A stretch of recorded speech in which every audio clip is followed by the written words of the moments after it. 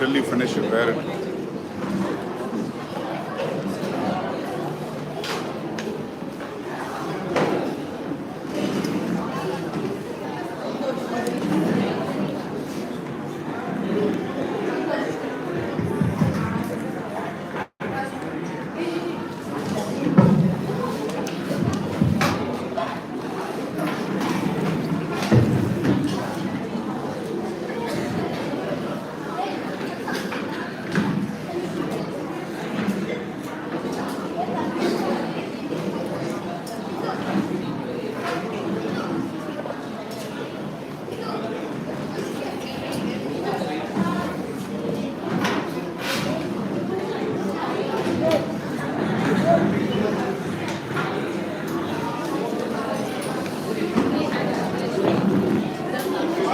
Is it? Yeah, start soon. It's already live, huh? Yes. Okay, I think it covers well.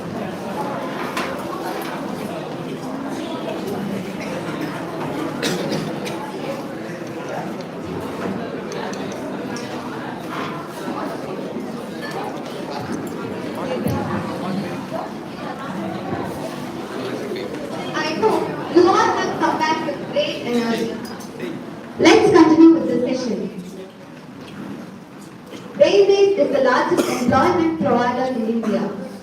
Railway Minister Ashwini Vaishnav claims that there has been a historical record-breaking allocation on the railways. Let us see how the budget reflects on this regard, and to take you through the journey, we will have Vinay Prakash and Sivaselvan on stage.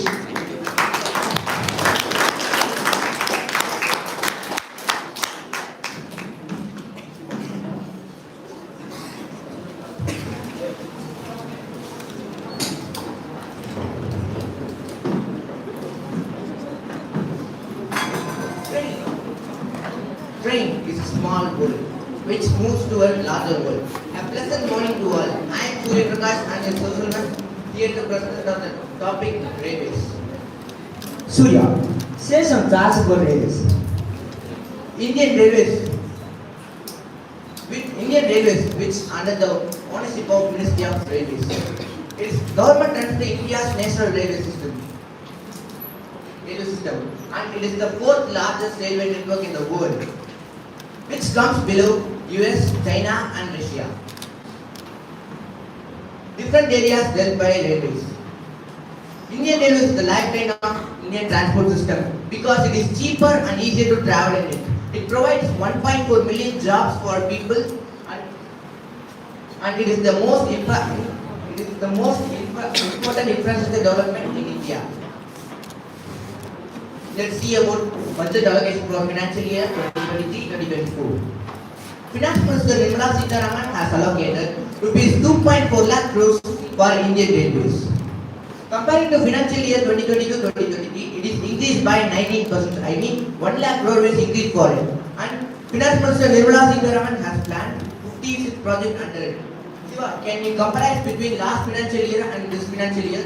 Yes. Allocation of 2023 is 2.4 lakh crores and revenue is 2.6 lakh crores. Allocation of 2022 is 1.4 lakh crores and revenue is 2.39 lakh crores. Let us see a few schemes under this railways. Vande Bharat. It is one of the most prestigious and modern trains in India. It connects 40 cities in India and it is also called as train 18 because it is the 18th train in the Indian series and it is also manufactured within 18 months, so the train 18 name was kept for Vande Bharat. And it is the first India semi-high-speed train was manufactured in India. And Indian Railways is manufacturing hydrogen-powered trains, and 75 Vande Bharat trains will manufacture within August 2023. In financial year 2022-2023, 40 Vande Bharat trains were manufactured. And in Chennai, it is manufactured in Perambur. Recently, 2 trains were planned off by Prime Minister Narendra Modi, which runs between Mumbai to Pune, and at present it connects 108 states and 17 districts. 108 districts and 17 states. Advantages of train 18. Vande Bharat is engineless train.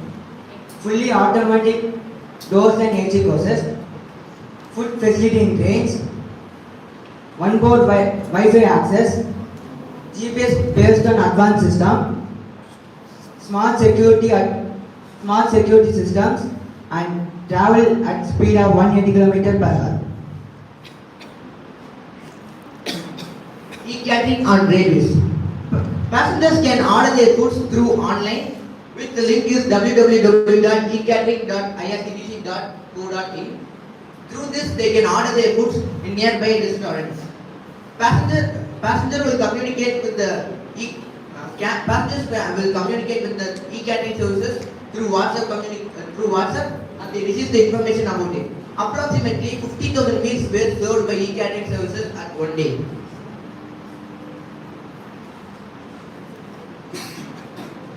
Railway tunnel. An undersea tunnel will be constructed for 7 kilometers, and this project is for 102,000 crores. It's a bid to save of 12 hectares of mangrove forest, and it is the place of between Mumbai to Ahmedabad. The stations are Bandarpura stations to Silpata stations for 21 kilometers. Let us move on to education. Education, the both act of teaching knowledge to others and the act of receiving knowledge from someone else. Finance Minister Nirmala Sitharaman allocated 1.12 lakh crores for education. Compared to last year and this year, it has been increased 8%. So, can you explain this allocation in the brief with the departments? Yeah. Allocation for Department of Higher Education is 44,094 crores. Allocation for our Department of School Education is 68,804 crores. So yeah, compared to last year and this year, allocation has been increased or not? The allocation for Department for Higher Education is increased by 4,000 crores, and the allocation for Department of School Education is increased by 5,000 crores. Let's move on to higher education. Finance Minister plans to set up 100 lakh for engineering college for developing application for 5G services, which consists of smart classrooms, intelligent transport system, precision farming, and healthcare applications. ICMRS will be made for public and private medical college. 157 new nursing colleges will be constructed nearby the medical colleges in India. Let's move on to school education and AI. AI refers to artificial intelligence. Government recruits 38,800 teachers within next year to 748 modern residential schools. And at present, EMRS, which means Agaram Modern Residential School, serves 3.5 lakhs private students.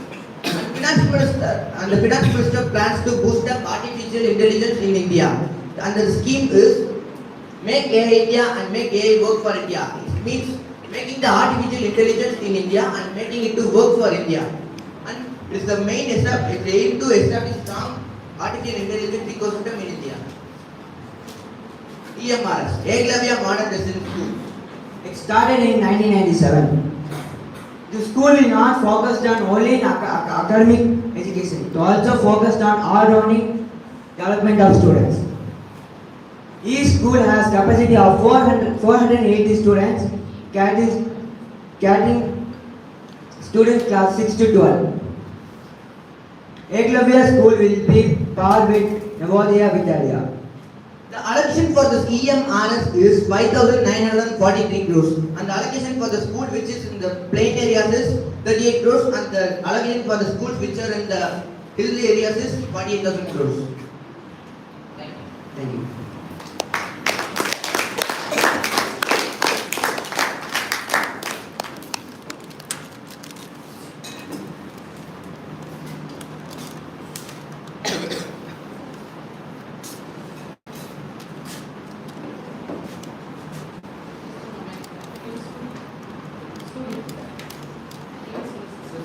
Okay, a common question to both of you.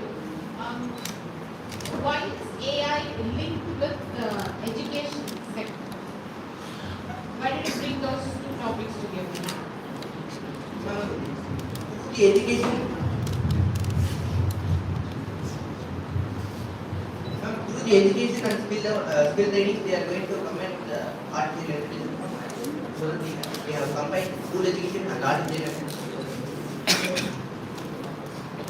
The purpose of education is to improve employability. Don't you think AI will bring down employability? When machine is going to do all the jobs, what will happen to the employment of the learners?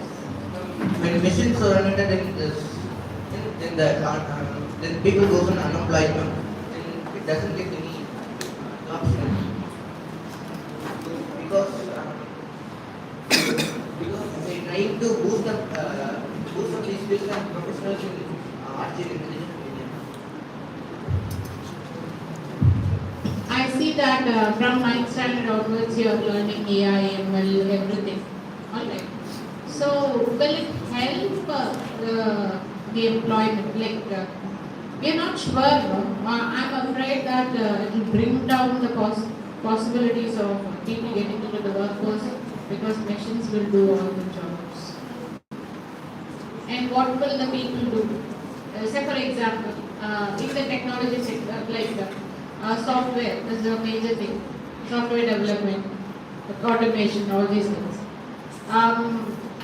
So once you adopt to this kind of technologies, a major chunk of it, now you see a lot of downsizing happening in all the software companies. Is that a result of establishment of AI? Do you understand my question? Can you repeat? AI. Many software companies they are downsized.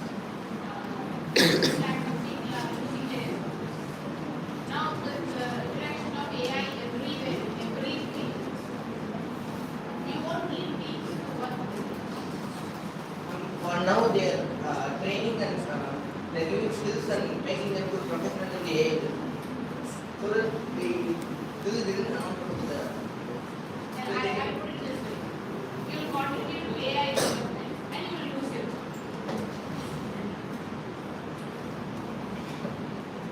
Will it happen?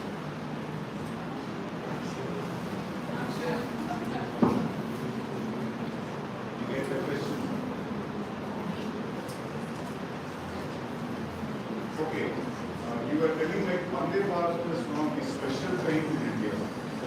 Apart from the regular trains that water government uses, we know the other trains which are special. Vande Bharat is one of the specials. What are the other special trains we have? The Rajdhani Express, Okay. Stage Vedas. That is correct. Tejas. What is the Tejas? The Zuri. Was there any mention about that In particular? this financial year, they didn't announce anything about this luxury thing. In this financial year, they just introduced trying to manufacture, trying to manufacture the Vande Bharat. They totally are getting for manufacturing. Have they done anything for the safety of trains? Kavach, they introduced Kavach in the last financial year. Okay. It's a protection for the trains. Both trains are moving towards the opposite direction. It stops in a particular period of time. Use the mic and speak.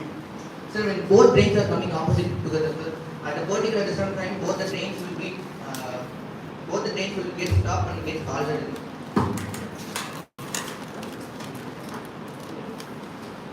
You did talk about Navodaya schools. Who mentioned about Navodaya schools? How many Navodaya schools are there in Tamil Nadu?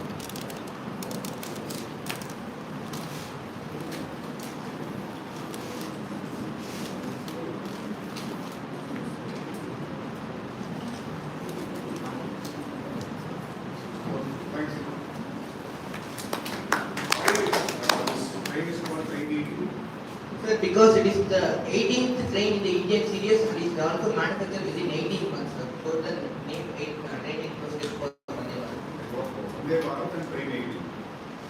It is the 18th series.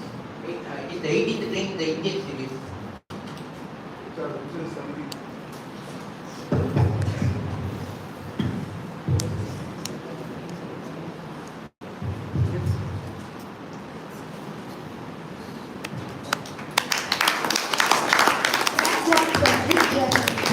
What these two have taken us. Thank you so much for that amazing ride which made us all understand how things are changing in this sector.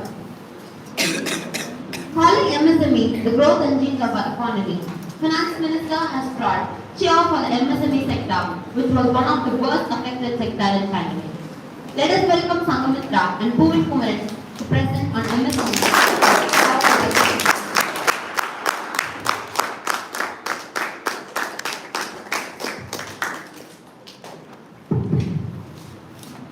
Greetings to all.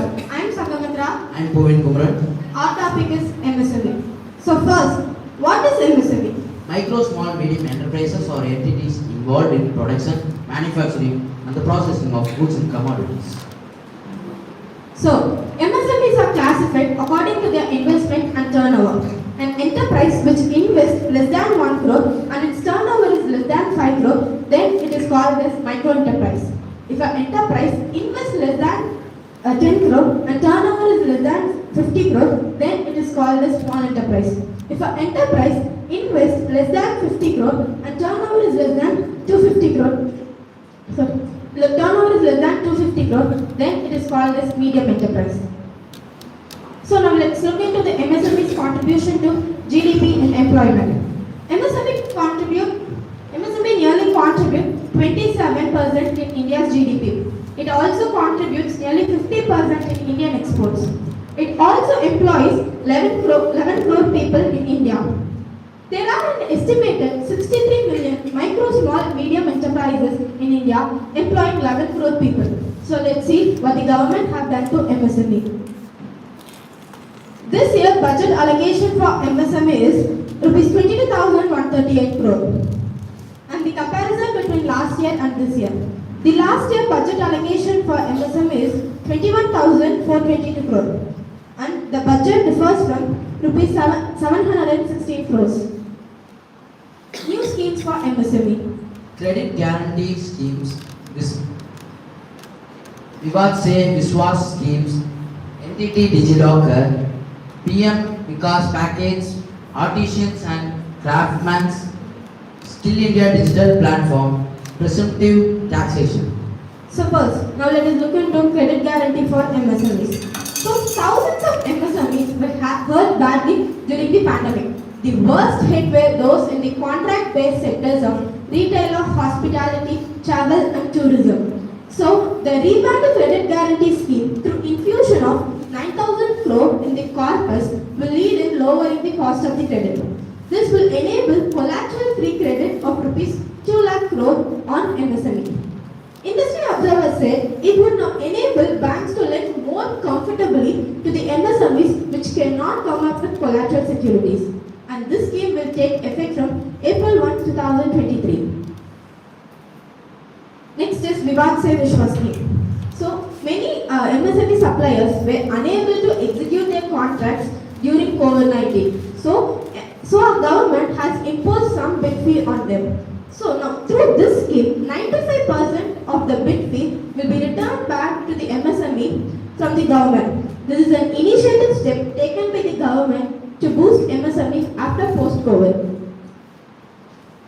Entity DigiLocker. DigiLocker is a digital locker which provides platform to store your documents such as PAN card, Aadhaar card, driving license, etc.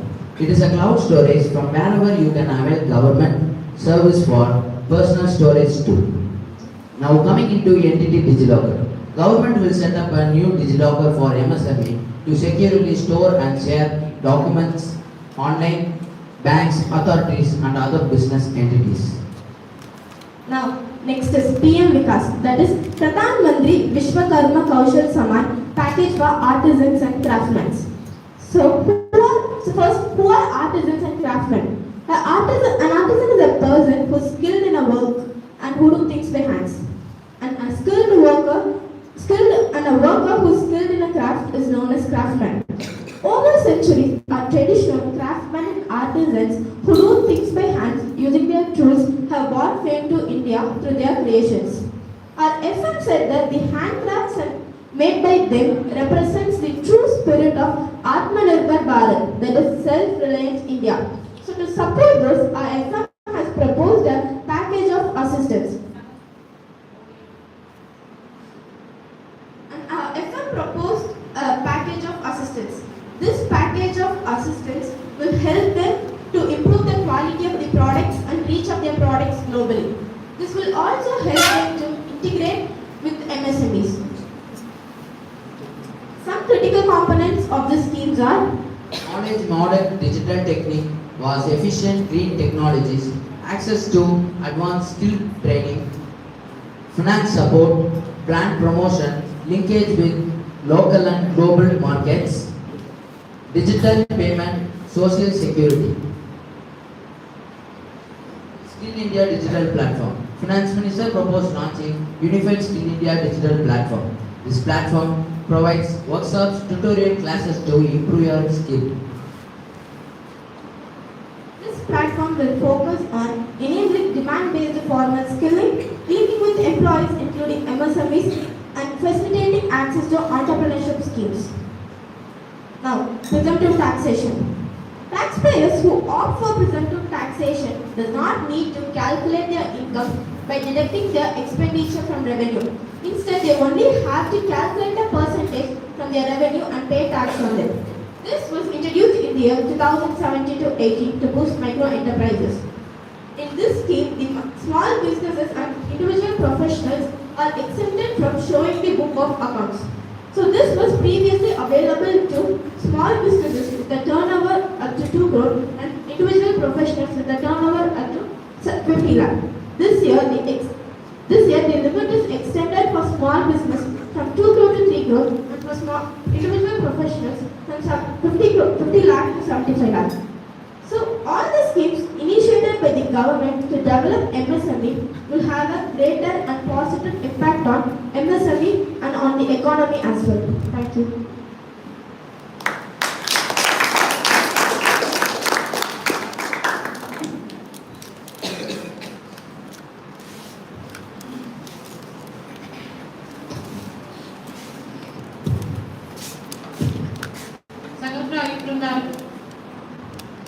Can you name some industries in the MSME segment in your area?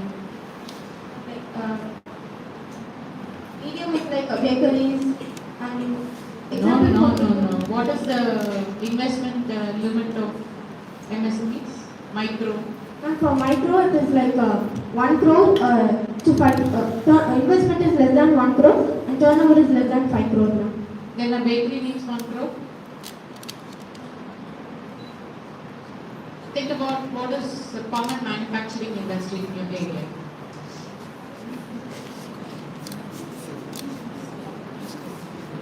Kangen is known for oil mills. Alright? Towards that side, some rice mills are there. What is Dharapuram known for?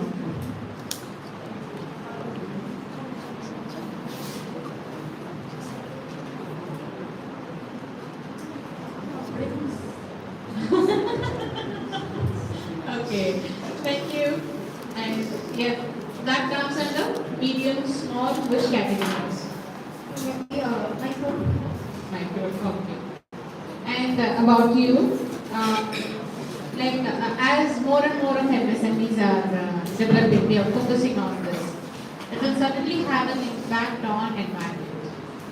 The difference between the developed nations and the developing nations is that developed nations outsource all the production to other countries and preserve their environment. And they give money to the developing countries, get what they want and preserve their water, their land, everything is protected. Are we not being exploited with this kind of industrial development? Our river is polluted, our land is polluted. We cannot talk about industrial development and also sustainability. It can both be balanced. The question is to you. If you are not able to do, you can help. Good teacher. you understand this question? Huh? Industry ஆரம்பிச்சா என்ன ஆகும்? Environment.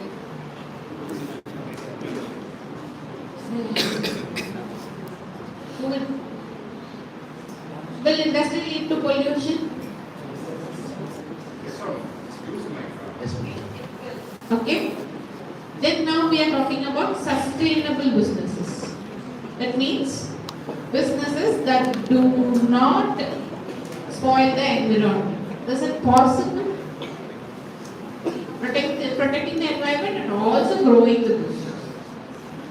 Is it possible? How? Give me an example.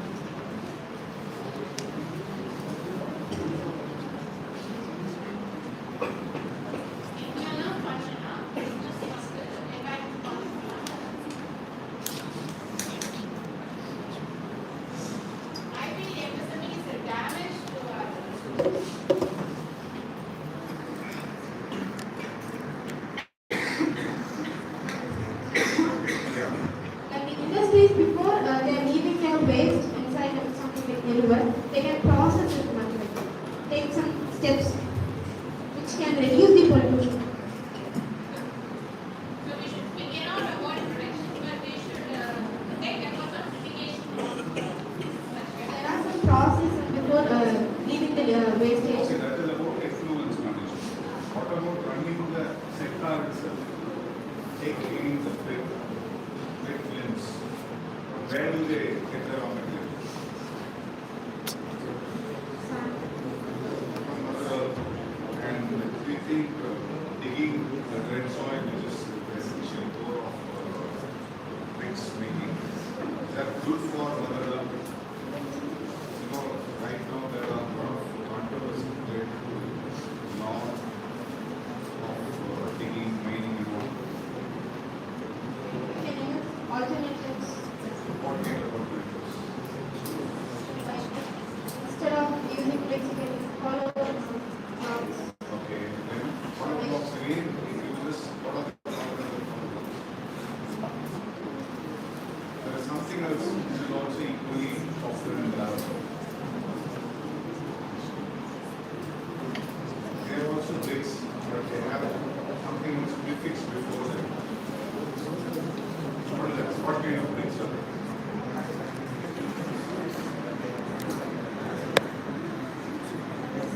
Huh? What bricks? Fly ash bricks. Heard of that? It's not just cement, it's from the waste.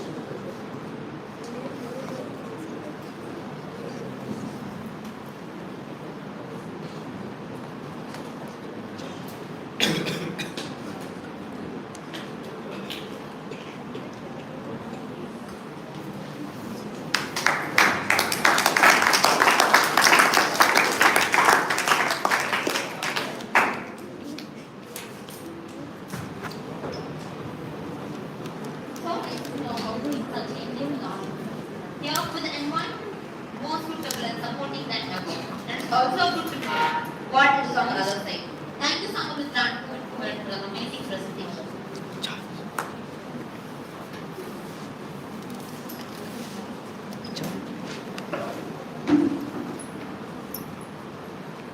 Finance is one of the important and integral part of business countries, and for the government too. Early in his speech, Finance Minister outlined one of the key imperatives for the economic agenda. Her budget had to deal with fiscal consolidation and strengthening macroeconomic stability. Let us invite Mukesh Kumaran and Yogadana to talk about finance investment and fiscal deficit.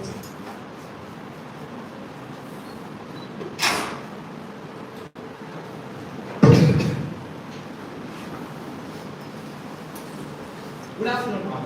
Yogadana, do you know that money is a very good master and an excellent servant? Yes, Mukesh, and how can we manage this? Management of money can be achieved through maintaining a proper financial management. I am Mukesh Kumaran. I am Yogadana. We are here to do a presentation on the seventh priority of this union budget, which is financial sector. NFIR. The abbreviation of NFIR is National Financial Information is a public financial infrastructure proposed by the government in this year's budget, but it was not discussed now, it was discussed long back. This NFIR provides financial information like credit, non-credit, and also about default payments. So the lending agencies will come to know about the credit worthiness of a borrower. So that will decide the lending agencies to decide whether to give loan or not, or how much loan to be given. NFIR is nothing but an additional help in the banking sector.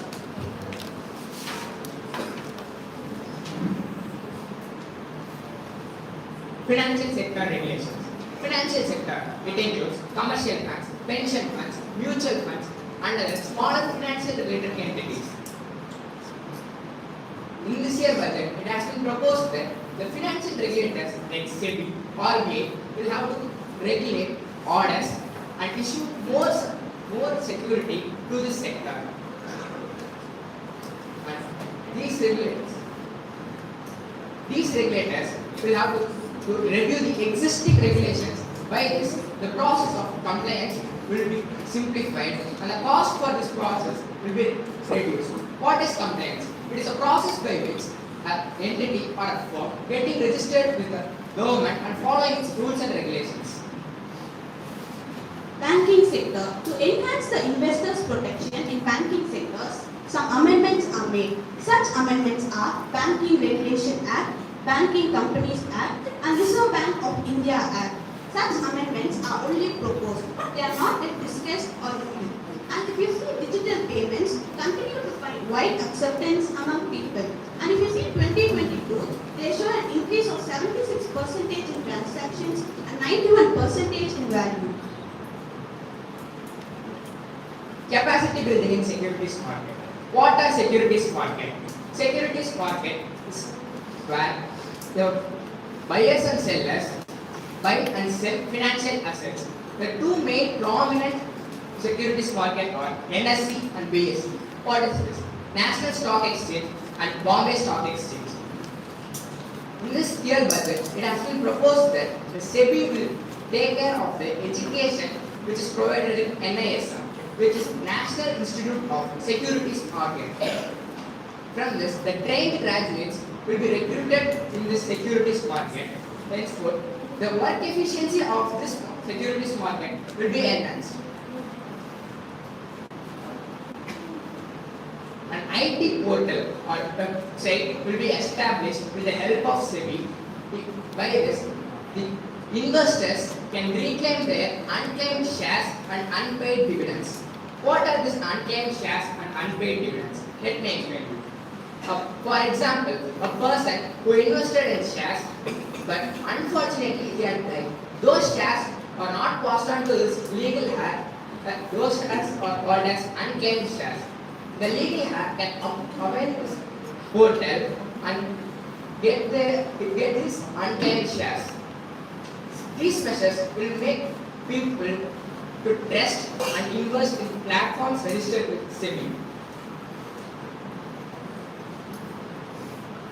Savings scheme. In this year budget, the main focus it has been focused to two savings scheme, which is monthly income account savings scheme and senior citizen savings scheme. The people who can opt for the senior citizen savings scheme are from the age category of 55 years to 60 years old, or the just now retired people. In this year budget, what changes our government brought to this scheme is the maximum deposit limit for this scheme will be enhanced to rupees 30 lakh. And coming to the monthly income account scheme, the people who can opt for this scheme are the investors who deposit some amount on regular basis.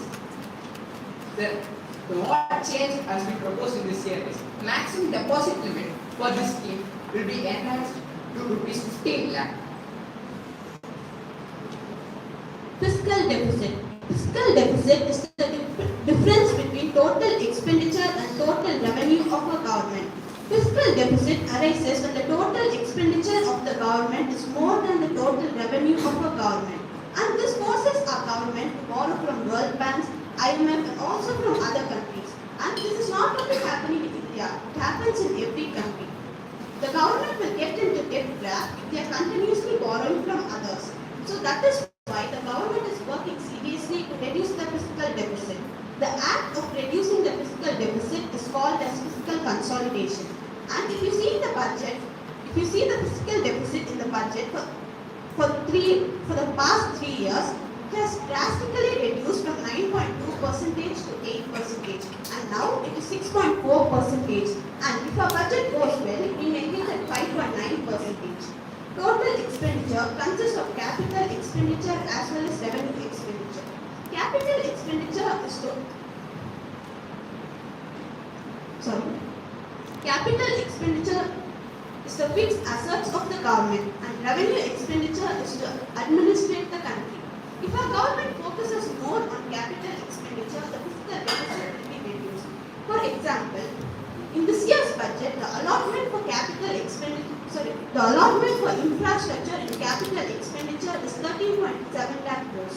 Where capital expenditure is more, the income from that will be more employment will be generated, and due to that more income will be received to the government. Every 100 rupees spent on capital expenditure will come back to the government as 250 rupees. In the same case, if you see revenue expenditure, the amount will be less. So that is why more focus on capital expenditure will reduce the fiscal deficit of the government. GIFT City. GIFT stands for Gujarat International Finance Tech City. In this year budget, it received a major boost. It is like the tidal port which is located in Chennai, where all IT companies are centralized in one place. Whereas in this GIFT City, you will have both financial and IT companies are centralized in one place. It is located in Gandhinagar, which is in Gujarat. To boost which this GIFT City has received is for the establishment of fintech hubs. These fintech hubs will be established with the help of the Asian Development Bank. This fintech hub will promote the study and research in fintech. What is this fintech? It is finance technology, and it will promote more fintech startups. The capex has been increased for this GIFT City, which is 72,500 crores, because it promotes more private investment in our country. So here we conclude by saying the changes that are made in our financial sector and innovative use of technology have made our financial sector more better and faster. And now people can easily access to credit and participate in financial markets. To sum up, the changes brought in this budget are to the monthly income account scheme and senior citizens account scheme. The innovative use of technology can be seen in the proposal of NFIR and the major boost in GIFT City. Thank you.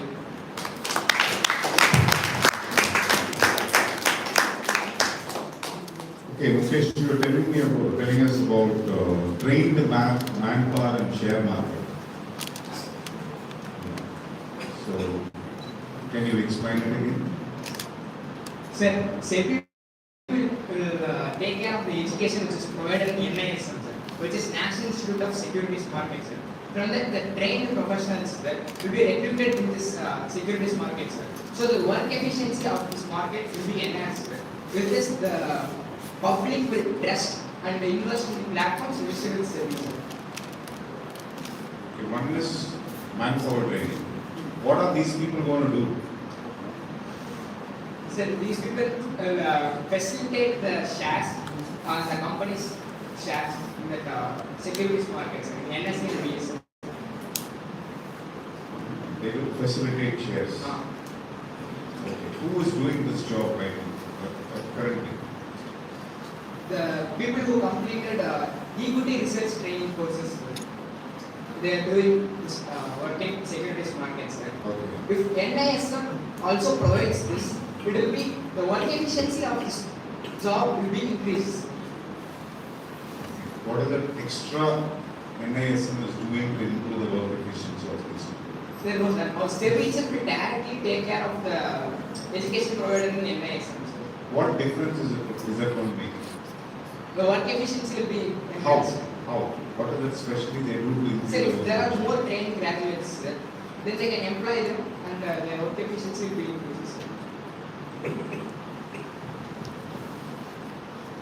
And you're telling something about this legal hairs, right?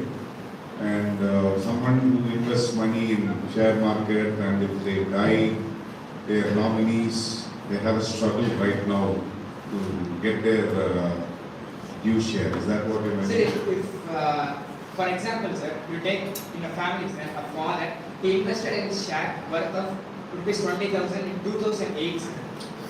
This son doesn't know his father has invested this amount of shares. Somehow, unfortunately, he died in 2016. Sir. Somehow, the son came to know his father has invested in shares.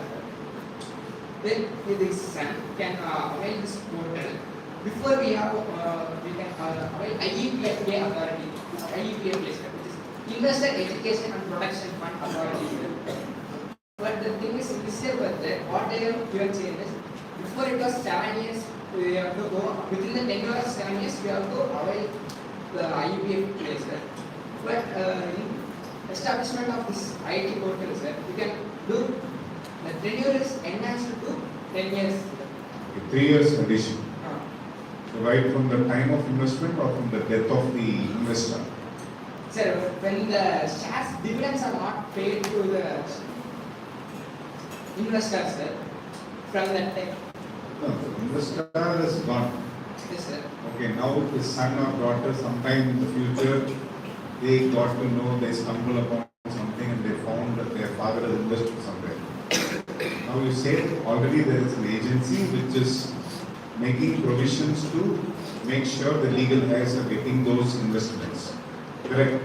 And now you say there is a new portal which is coming up. So the legal heir need not run from pillar to post to get the investment or the dividend of the dividends which arise out of the investment in person. On the portal you can sit at home, find your father's name and all that, you log in, you will access. And you say that the period earlier was 7 years, 10 years. My question is particularly to the years. From the demise of the investor 7 years or from the time of investment? Sir, from the demise of the investors. Okay, so from 7 years it is made to 10 years. 10 years. Okay, what big difference by making another 3 years? People sometimes don't know where their parents have invested unless or until it comes to a situation they don't have any money. Now they go search where is the possibility of any extra source of income, then they stumble upon it. So if it is beyond 10 years, beyond 15 years, what is the course correction for that? Sir, it will be a possibility, sir. I told this example. It is a real incident, based on real incident, sir. Now his son, he went and reclaimed those unclaimed shares. Now it, according to the current price, it is rupees 19 lakhs. So if we give some tenure, it will be useful for those unclaimed shareholders to claim. Okay. Good.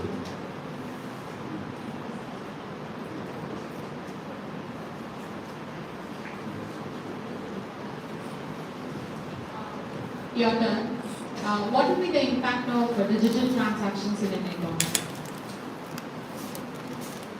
It will be helpful to the people, they will do faster. It won't take. Why is it important to the government?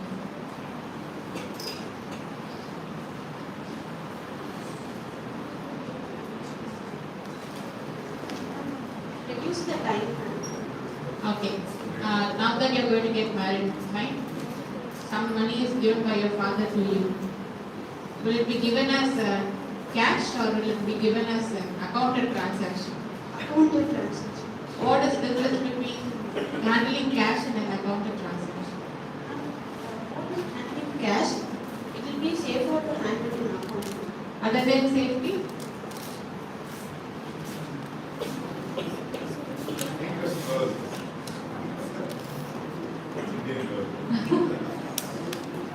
Other than safety? Now you're an officer, okay? You are an officer, you are not a regular citizen.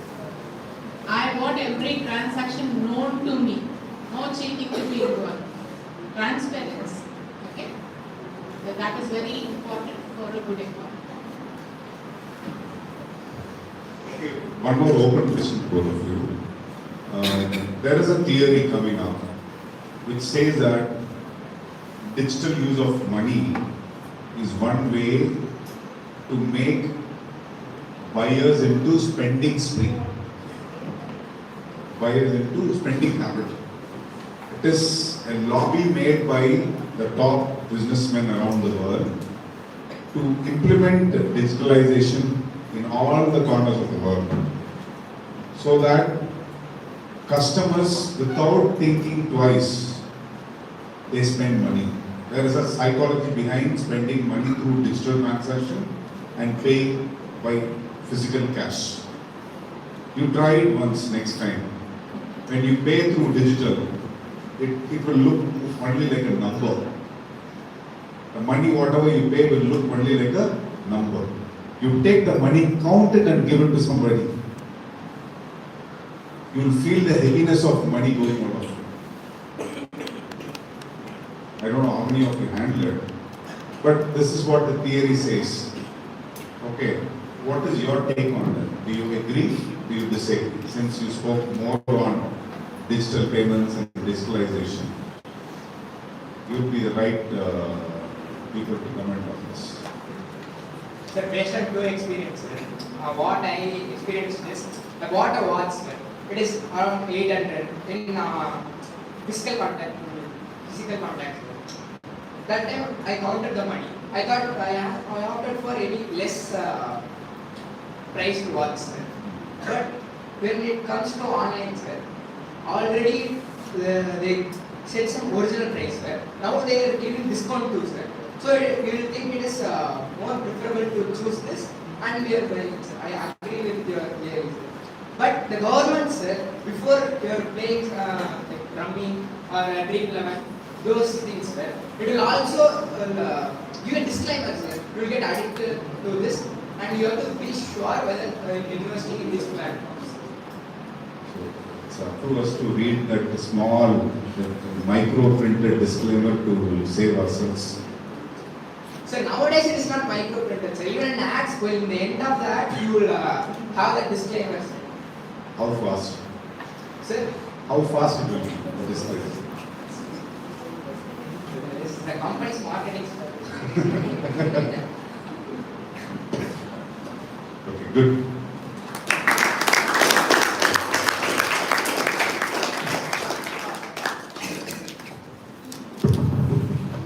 Accelerating is a word that comes to my mind.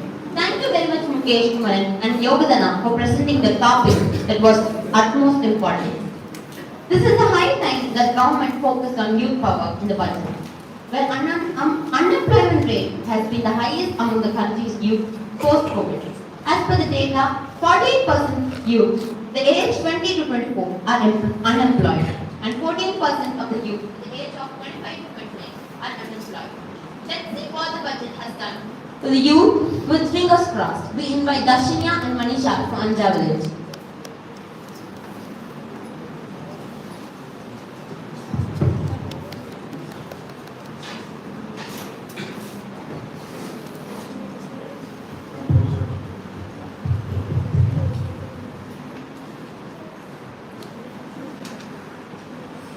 The future of our country lies in the hands of youth. The youth have the highest potential to bring out revolution for the betterment of our country. Education and empowerment are the most important sector that will facilitate the overall development of the youth. Greetings to all. I am Darshinya, Myself, Manisha. and we are here to decode and explain the welfare schemes and awareness programs introduced by the government on youth power. Youth power comes under the sixth priority, and it also includes tourism. So let's begin to decode it. Youth power. A young one is ready to work and serve for the country or the development is called youth power generally. India has highest population on youth as we have seen. Young mind has an intellectual skills, innovative ideas and good knowledge. Here the government has made and good beneficiaries like national education policy, job creation, and all its business opportunities. And there are a lot more included in this youth power scheme. Let's see one by one. The first scheme is Pradhan Mantri Kaushal Vikas Yojana 4.0. 4.0 indicates the fourth phase of this scheme.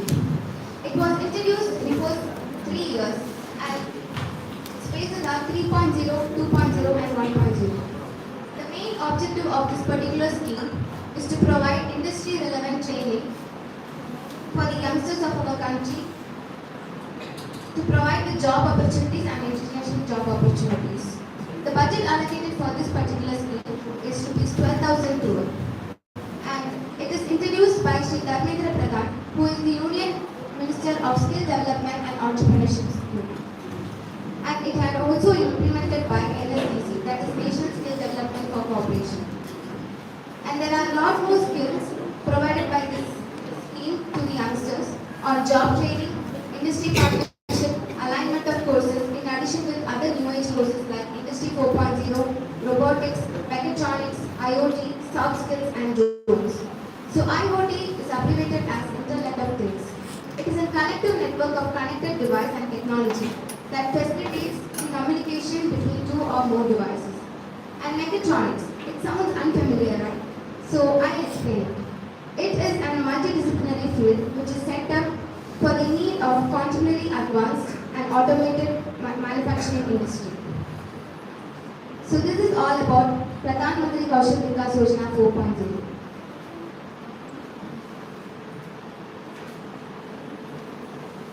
Next, it's all about the tourism. It's a neat and interesting part.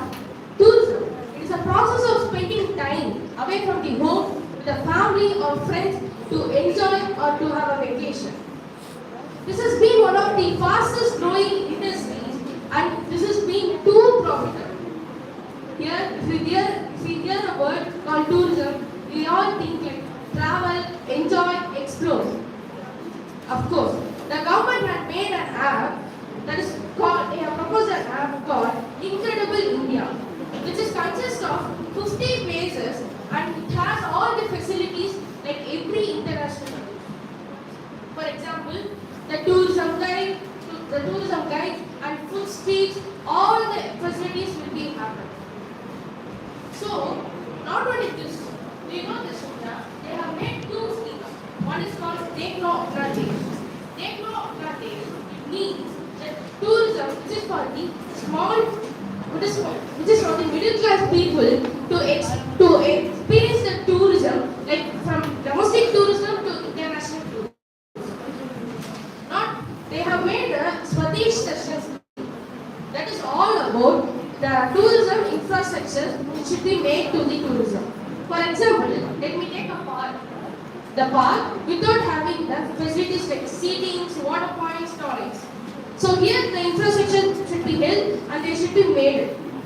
So if we get a good infrastructure to the park, the people who visit will be increased and this will become a good place to visit. First, Decoding. It was launched on 2020 by our Prime Minister. This Swadesh Session scheme was launched on 2014 to 2015 by our Ministry of Tourism.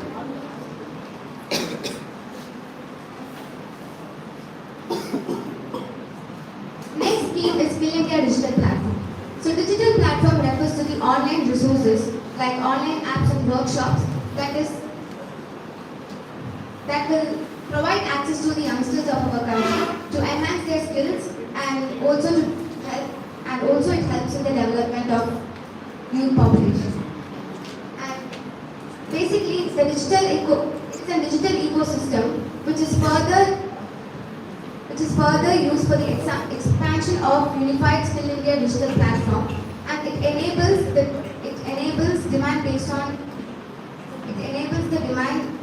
on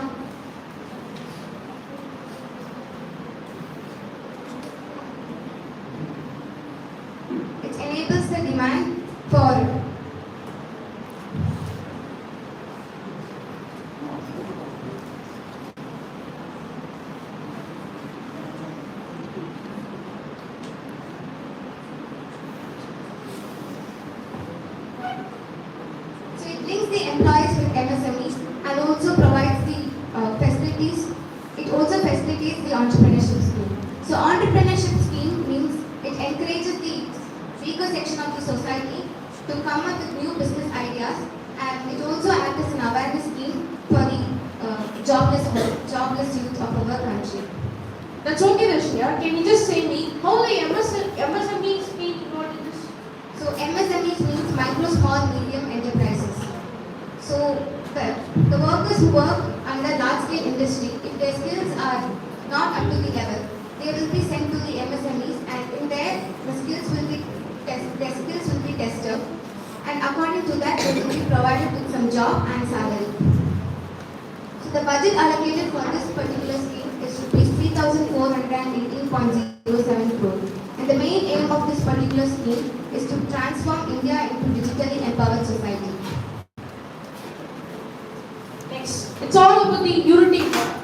When you get a Unity Mall, all just think about the shopping, which will do more and more. When we get inside, we just get the eagerness to buy all. Yeah, of course. We Indians can think about unity even in the entertainment place. It has been new kind has been introduced like Unity Mall.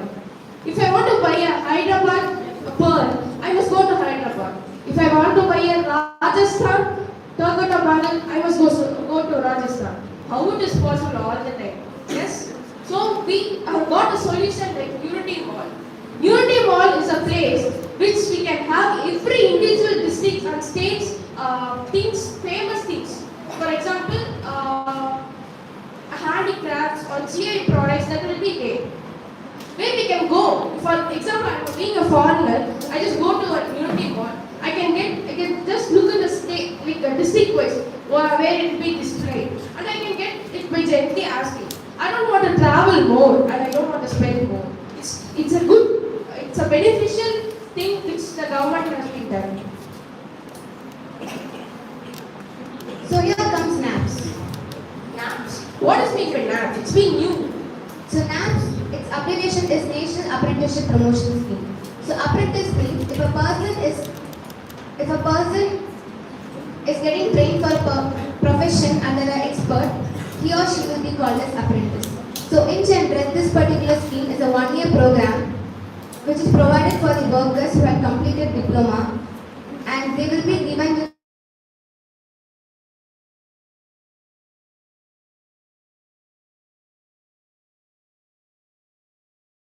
enterprise to each and every apprentice every month. So there are many exceptions, like for BE graduates they will be provided with rupees 409.50 rupees, and if that apprentice had completed diploma, and they will be getting rupees 3,950 every month, and on basic job trainings they will be provided with rupees 7,500 once in 2 months. And our finance minister had prescribed that around 25% of the stipend with the maximum of 1,500 rupees will be provided as stipend to every apprentice. The main aim of this particular scheme is to emerge access on data sector and technological based knowledge to the youth. And according to point number 92, last year they had allocated rupees 243.07 crore, but this year there was no allocation had made for this scheme, and it will be postponed or discussed later in the parliament. So this is all about National Apprenticeship Promotion Scheme. We conclude by saying, countries like India has the highest population in youth power. Youth, 62%. The population is being higher. So, the future is all about the youth, those who are going to have a torch bearers. Our government has been beneficial, like they have provided lots and lots of schemes and programs.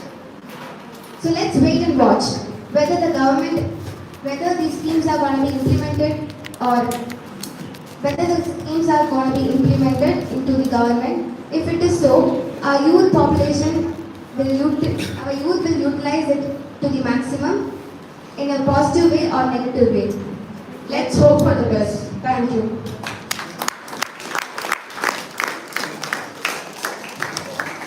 Manisha, I'm equally delighted with the establishment of Unity Mall like you. waiting for all the North Indian and South Indian stuff in one short place because I have a good salary also. Alright? We'll go for shopping together.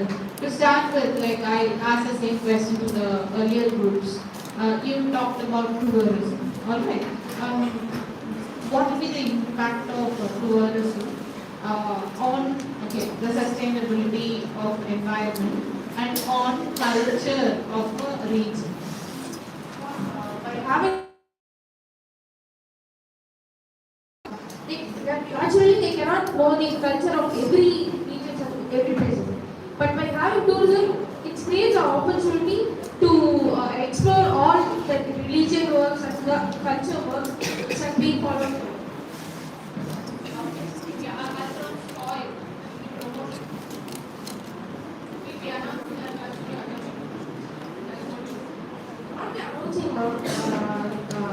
What we have been following the show.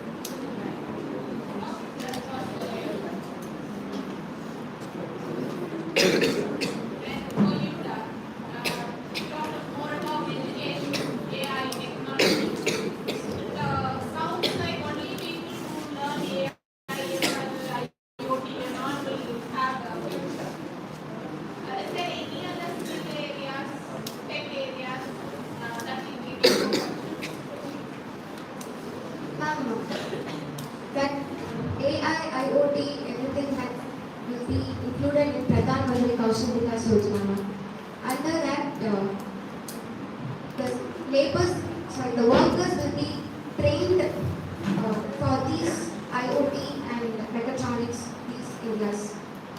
Not like those people who are already aware or skilled on these areas will get work. They will train them also. They will train the other people. They will train all the workers to get to know about what is IoT, what is mechatronics, and all the basic practical skills. Whether it doesn't matter that they are doing a technological based work or it is like just casual, like unskilled laborers doing work. They will provide the basic knowledge to all the juniors because all of them have completed diploma in some of them. All of them have completed diploma graduates. Thank you.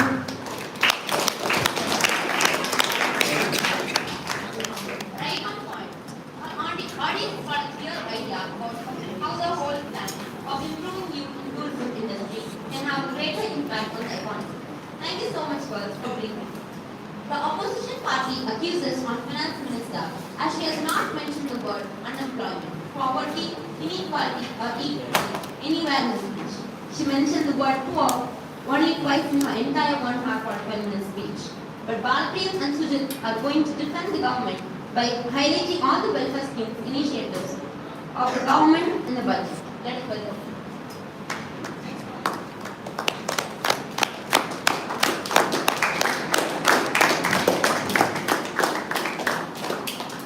Mahatma Gandhi says, a man becomes great when he works for the welfare of his fellow men. We say that government becomes great when they work on their welfare, when they work on welfare of their nation. So, I am Balpriya. We are here to explain the welfare awareness which is brought by our Indian government. Starting with PM Vishwakara Kaushal Sama, which is explained by MSME English. What is special about this? You all know the pandemic situation, how they have faced their losses in their own business. This scheme is brought to unlock the potential among thousands and thousands of nations, craftsmen and artisans by bringing awareness of technology and opening credit lines to them, and also to enhance their career scope plus the reach of their goods.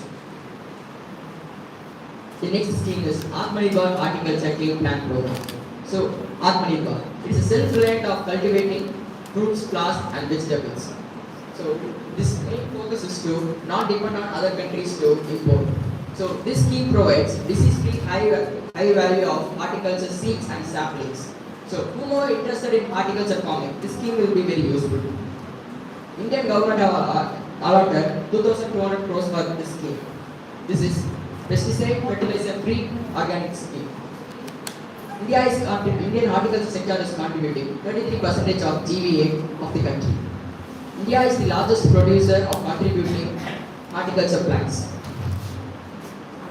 Pharma innovation. India has been doing an extraordinary job in production of co-vaccines. Plus, money worth of $22 billion generic medicines are exported all over the world, which is the contribution is 20%, accounting for 20% over in the world.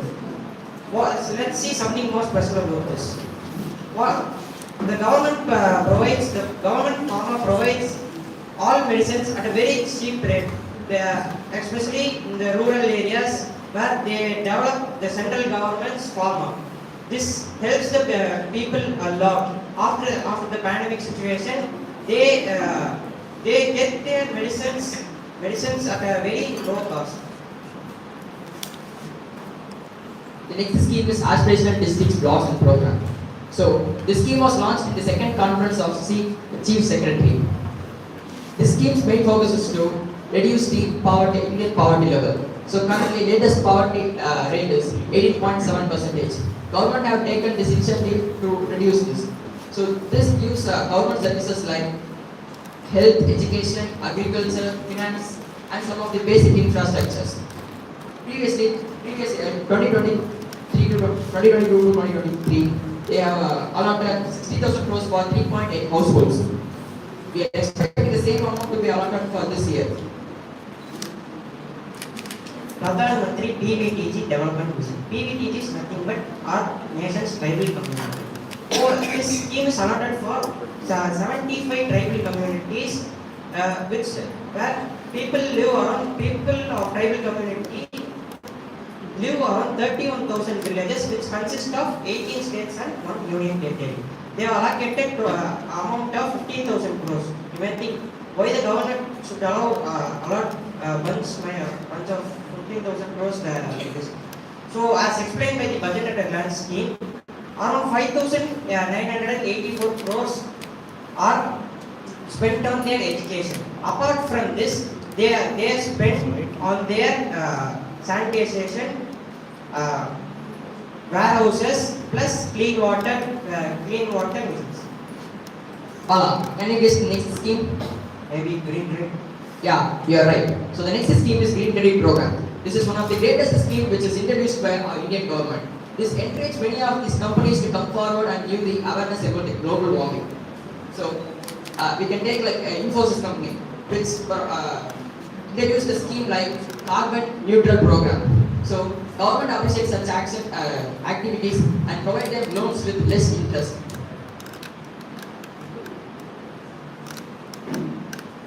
To empower the women, especially the women who are underprivileged, the government has bought a small savings scheme called Mahilana Saving Certificate. Under this scheme, a woman or a girl can deposit up to money worth up to 2 lakhs at a fixed rate of 7.5%. The important fact here to note is it is much higher than most of the banks' fixed deposit. So the main highlight in this scheme is where at any cost they get a fixed rate of interest, say 15% at any cost, which is more than the market deposit value. But if there is any cost, if there is a recession, deflation, plus whatever cost may be, they get their fixed amount. This is a really useful scheme which is bought by government to empower the women of. The next scheme is Mahatma Gandhi National Rural Employment Guarantee Scheme. This scheme was introduced in the name of Guarantee Act of 2005 in 23rd August. This scheme is introduced by the Congress party to increase the money supply in the rural areas. But this year they have allotted only 16,000 crores for this scheme. Previously it was 73,000 73,000.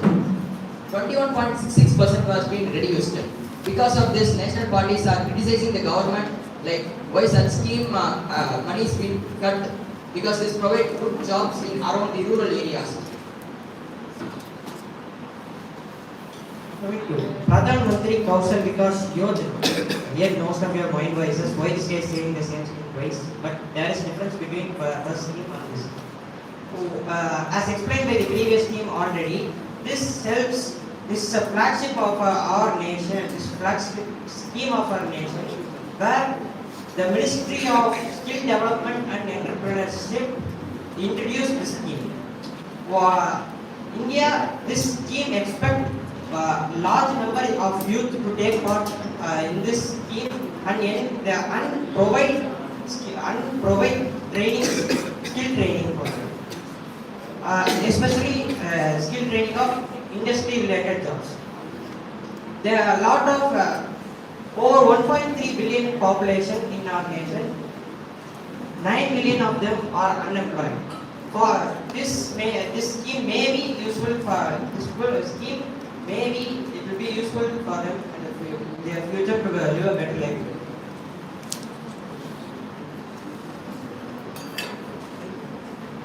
Unified Payments Interface. That is shortly known as UPA. Over 7,400 crores transactions at the year 2022 happened through this UPA.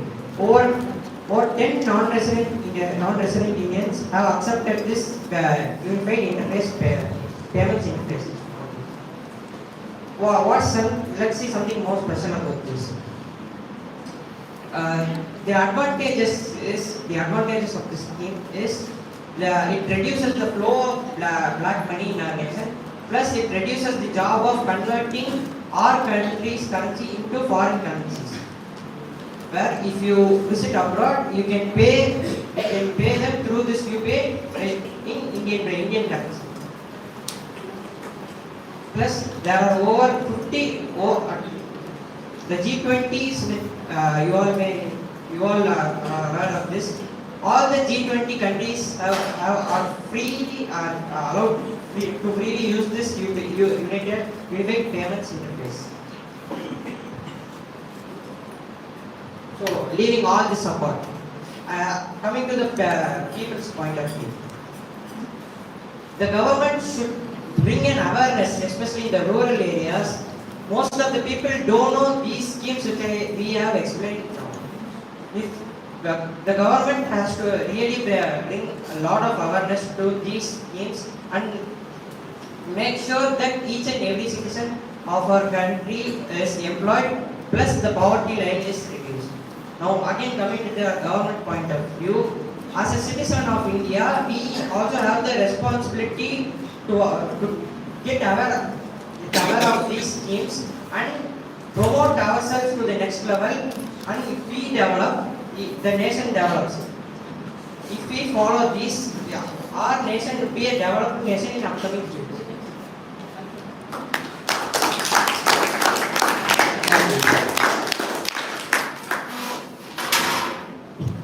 Coming to the questions, I agree with your point that awareness of the welfare schemes and reach to the public is very, very important. Like if you were mentioning about the women deposit schemes, 2 years, 7.5%. Where is it operated, in banks or post office, or where is such deposit schemes available? RBI will provide them. Government will make a deal with RBI. They used to supply the money. They used to get their deposit. They get the people's deposits. If I want to invest in that scheme, women's scheme, where can I do it? Where is that opportunity available for? Most of the banks. Banks? Where is it available in post offices? Yeah, it's Cooperative societies? most of it has been not still developed much. Okay. So there needs an awareness. Fine. And can you elaborate on the disadvantages of Mahatma Gandhi Rural Employment Scheme? The scheme Panchayat, the president will be the controller of rural areas. So while government will allot money, they will give the money to the Panchayat president. So they may have some scam by taking and providing people with only this. So this will be disadvantage.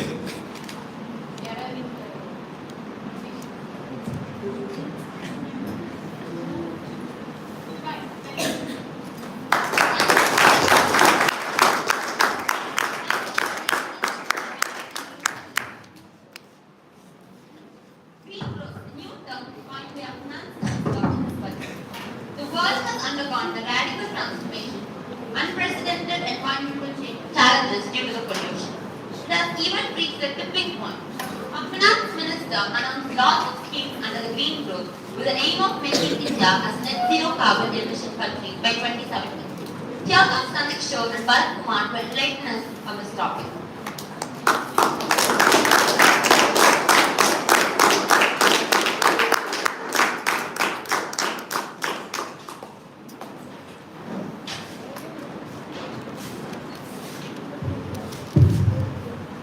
Global warming, all I'm saying for pattern.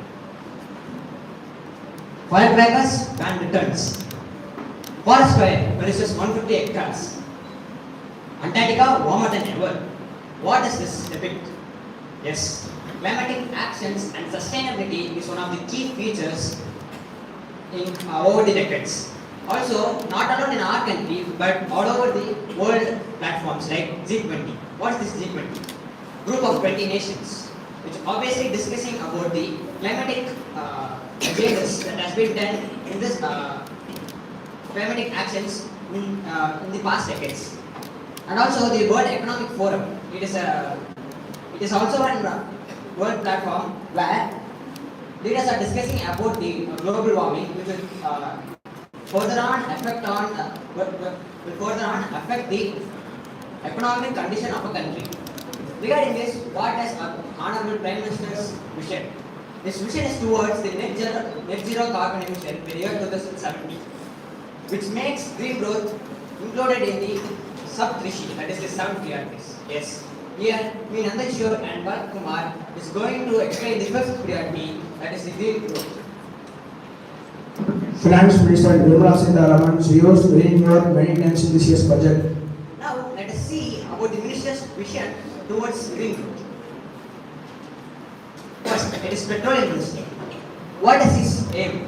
His aim is to produce green hydrogen and export it to the country, to other countries, so that the foreign exchange would also be increased. The next is the civil aviation minister. He has an aim of making the airports green, and also is going to do research on the sustainable fossil fuels that would help to support the environment and which would be used further on in the aircraft. Next, let us go to an important mission that has been launched by our government recently, that is the green hydrogen mission. This mission is obviously to support the Prime Minister's vision of net zero carbon emission. Allotment of 19,000 crores. Has been allocated under this mission. Also, what actually this carbon emission, what actually this green hydrogen mission conveys? How it is helping our environment? Yes, it makes the economy carbon free, and it reduces the fossil fuel imports, because energy would be produced by green hydrogen in our country, and export of fossil fuels would be reduced. Obviously, this would make our country self-reliant. Increased in employment. Yes, as per the statistic study, they said like over 6 lakh new jobs would be created under this mission. Annual production of 5 million metric ton by 2030 is the aim. Now, further on, let us look into the allocation of green hydrogen outlay. That is, the sum of 19,000 crores has been given to this mission, but how it is reallocated? First is site program. Yes, what is the site program actually? It is strategic intervention of green hydrogen transition. And what is this site program is? It would facilitate it would facilitate the domestic manufacturing of electrolyzers, which you see in the picture is known as the electrolyzers, and also it would facilitate production of green hydrogen. With an outlay of 17,490 crores. it's been allocated under this scheme. The next scheme is Pilot program. yes, this program is about feasible study and an experimental trial of this green hydrogen mission, which would be done in a small scale. This is allocated with a sum of 1,466 crores. the next is R&D sector, that is research and country. How can we further develop this mission? Is this sector's work, and it has been allocated with the sum of 400 crores. now. We have produced the green hydrogen. Next, what is the work of government? Yes, it's the government's work is to it's the government's work to distribute this green hydrogen throughout the country. Under this, there are two ideas given by the government. That is the storage system, and another one is through the transmission with grid. First of all, let's discuss about the renewable energy storage and EV transportation. Battery storage system with capacity of 4 megawatts has been funded with viable capital. And in EV transports, the EV transport cost is really higher. It is because of the batteries which it consists of. These batteries are lithium, which is an important element in batteries. Its cost is higher when we import it. So our government have given some exceptions to it. Let's see what is that. Reduction of tax from 21% to 30%. And also exception of customs duties has also been allocated, so that the lithium import price would get reduced, as well as the EV transportation, vehicles price would go down, so that the consumers would prefer EV vehicles. Next, there has been a scheme has been funded with double the amount which was funded in 2015. That is faster adoption and manufacturing of electric vehicles. That is its fifth scheme. What is this work is to? Its work is to it funds the production units of EV vehicles, which would motivate them to produce more EV vehicles. Funding of 10,000 crores for 5 years, and for this year 2,898 crores. Has been allocated under this fifth scheme. Next, next let us go to the renewable energy evacuation. That is, now energy is produced. How can it be transmitted to the households? Is this scheme about? Yes, there is going to be construction of grids. What is seen in this picture is known as grids. It would carry over 13 gigawatts of energy at a time, and this grids is going to carry energy from Ladakh, and it's going to distribute all over the country. Yes, are you surprised with the word with the state Ladakh? Yes, obviously you would be confused. Ladakh is a place. Ladakh is known to be the coldest desert, but still it can be utilized by planting it can be utilized by setting up solar panels where it has a clear sunshine and less of heat. This is very important for solar panels, and it would also encourage development in the Ladakh region. Allotment proposed by the budget is 20,700 crores. Central government gave 8,300 crores. And this plant is going to be set up in Pankwadi, which is about 140 kilometers from here. Next, an important renewable resource that would contribute to the green hydrogen mission is Solar energy. Allotment of 5,331 crores for this sector. yes. This allotment is for both grid and off-grid projects. This allocation is 53% higher than the last year's last year's allocation of rupees 3,365 crores.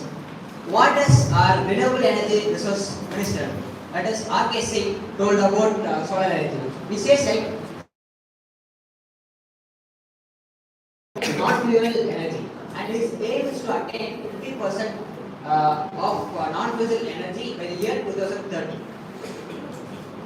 Over 500 gigawatt of energy is planned to be produced by the year 2030. Green growth scheme. There are a lot of schemes which would motivate this green growth. Yes, let us look into that. First, it is Amity Dharovar. This next is Misty. The third is Govardhan Yojana. At last, it is Bharatiya Prakrit Kheti by Inputs Centers. First, let us look into Govardhan scheme. What is this Govardhan scheme actually? It is galvanizing organic via agro resource done. This scheme is actually to support the Swachh Bharat Gramya Phase 2. Its aim is to help the village to efficiently use their waste, that is the cattle and biodegradable wastes. And here the government is the government's objective is to convert cattle waste into biogas and as well as biodegradable waste into manures. For this process, there should be some plans set up, right? Yes. What is this budget? What is the idea of the government regarding these plans? 500 well-thought-out waste plants, 200 biogas plants, where 70 in rural, 300 cluster-based plants at investment of 10,000 crores. These are the plans which are going to help in the process. Now let us look into a new scheme known as Misty. It seems to be like a Rome or a Greek word, but it's actually not. It is Mangrove Initiative for Stolen Habit and Tangible Income. It is nothing but a new program to initiate or facilitate mangrove plantation in the coastal line of our country. And India has more than 3% of mangrove population in Asia. Fund is, there should be a fund allocated to this, right? It is reallocated from funds like Mandrega and Camp funds. Okay, how it helps our environment? It is by saving the locals from natural disasters, reduces the coastal erosion, and also it is the best sink. It is the best carbon sink. It obviously absorbs more 3 times than normal forest. It would obviously absorb 3 times as a normal forest.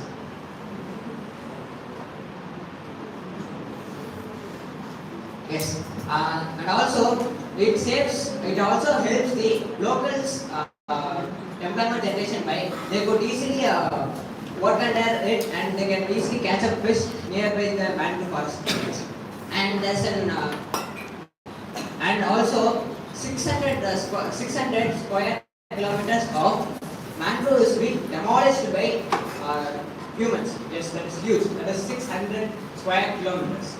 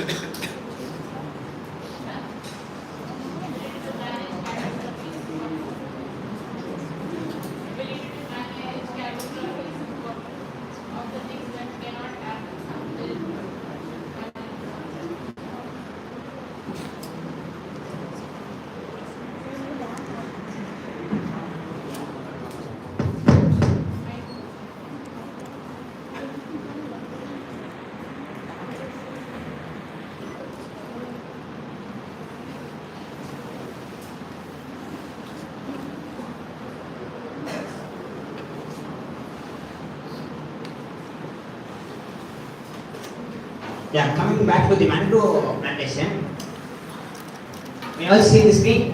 Here you can see our Indian political map where let's see about the mangrove density first.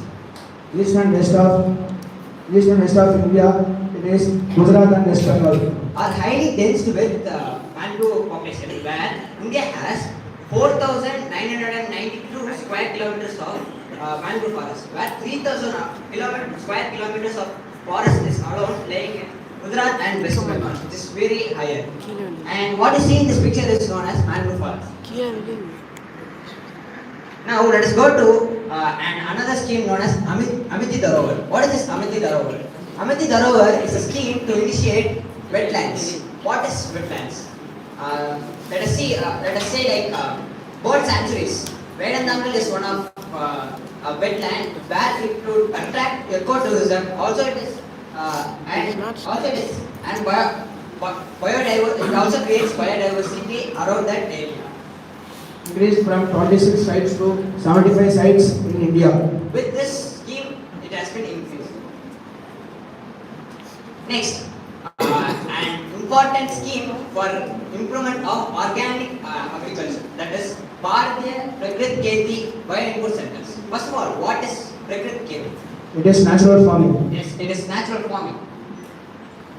With the scheme, our government is planning to facilitate more than 1 crore farmers to adapt this organic farming in the duration of 3 years. And also, 10,000 bio-input centers would be set up for facilitating micro fertilizers and distribution of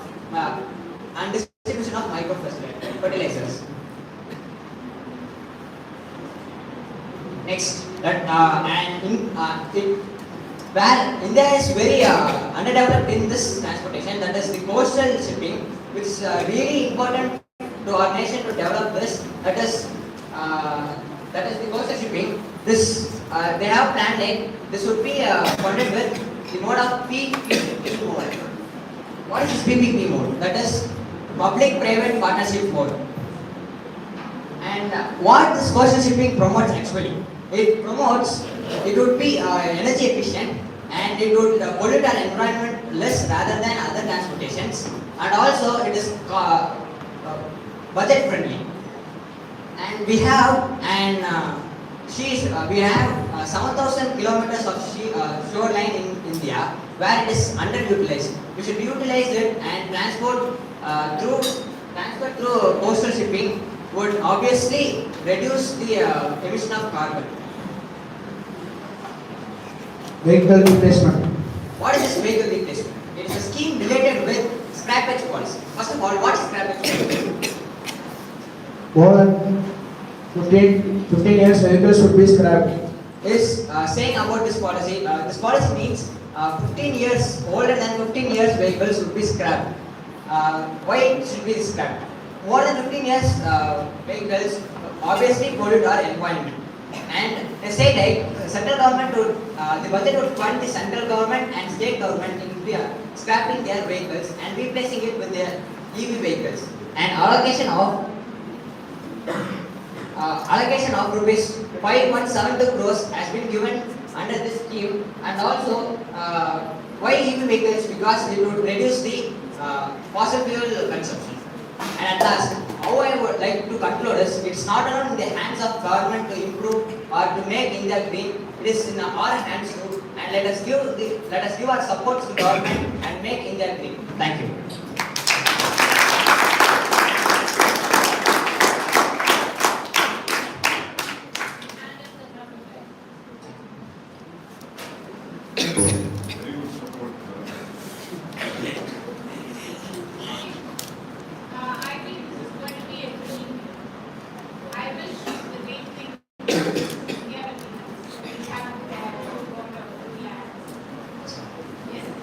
Could be achieved only with the support of the countrymen. If countrymen is not supporting them, obviously would be a failure. Conscious consumer. Be conscious consumer. What products to buy, how we use, how we discard, what happens after we discard. How can we use the waste also is an important point.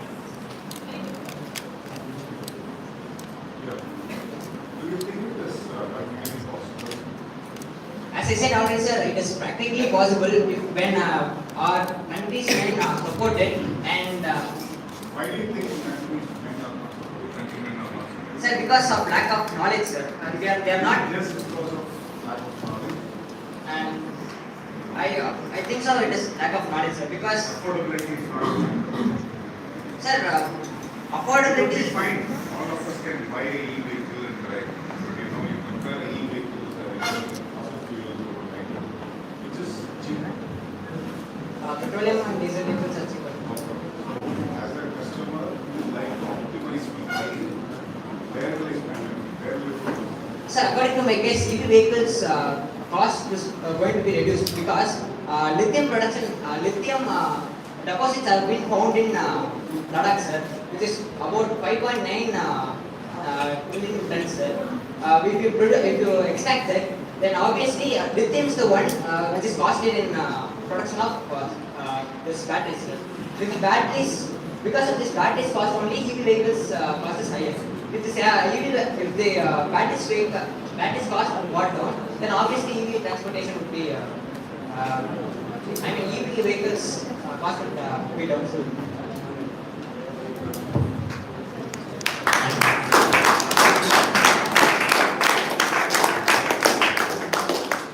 Topic seems to be very interesting and gave us extensive information on greenways. Thank you guys. The final set of presenters are ready to finish things off with a little bit of spice and entertainment. Let me call upon Sanjay S. and Dinesh Chandra for the critical review of the budget of the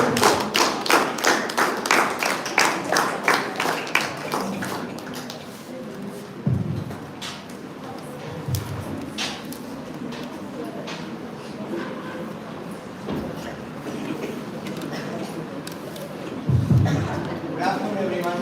I'm Sanjay. I'm Dinesh Chandra. We are here to present the critical appraisal of Budget 23. Before we put forth our critical reflection of the Budget 23, let's hear what the expert says about this budget.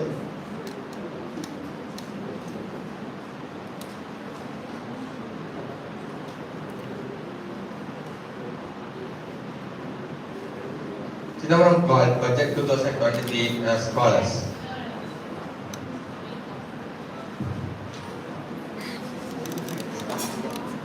Former Finance Minister Dharapuram called Budget 2023 as follows.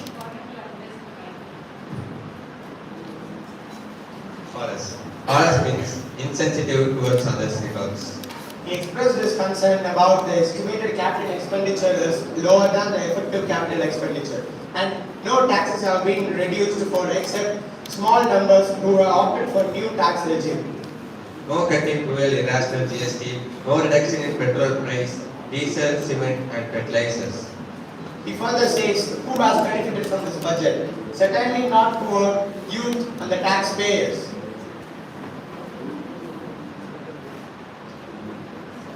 Now let's see what's Rahul Gandhi's view on this budget.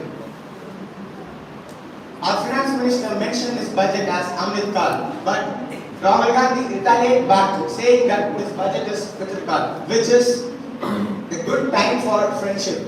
I hope you all mean this.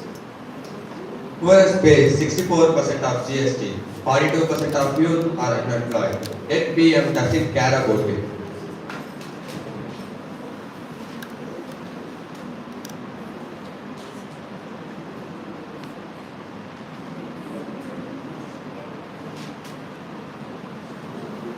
Our Tamil Nadu Chief Minister accused the central government for not initiating any new infrastructure projects exclusively to Tamil Nadu, and no fund allotment for aims which the government promised to set in Madurai long back.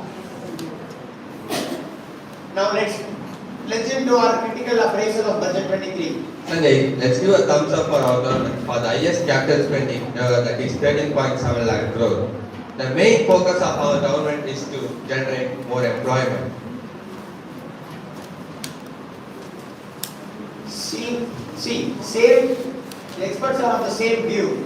First, Sanjeev Bajaj, CMD, Bajaj Finser and President CII says An effective capex of rupees 13.7 lakh crore will have a multiplier effect on economy. It creates jobs and facilitating private sector investments. And Vinayak Chatterjee, Chairman, Feedback Infra says, the rupees 10 lakh crore capex by the center and rupees 3.7 lakh crore grant in aid to states will add up to 4.5% of GDP. This will be a big job creator. wait, Dinesh, you may give thumbs up, but I give thumbs down. If the government intention is to generate more employment, then why there is 32.9% cut in the most important employment generation scheme on REGA. Buddy, you are seeing only the grey areas. Among the 7 priorities, the topmost priority is inclusive development. One more thumbs up on our government. Yeah.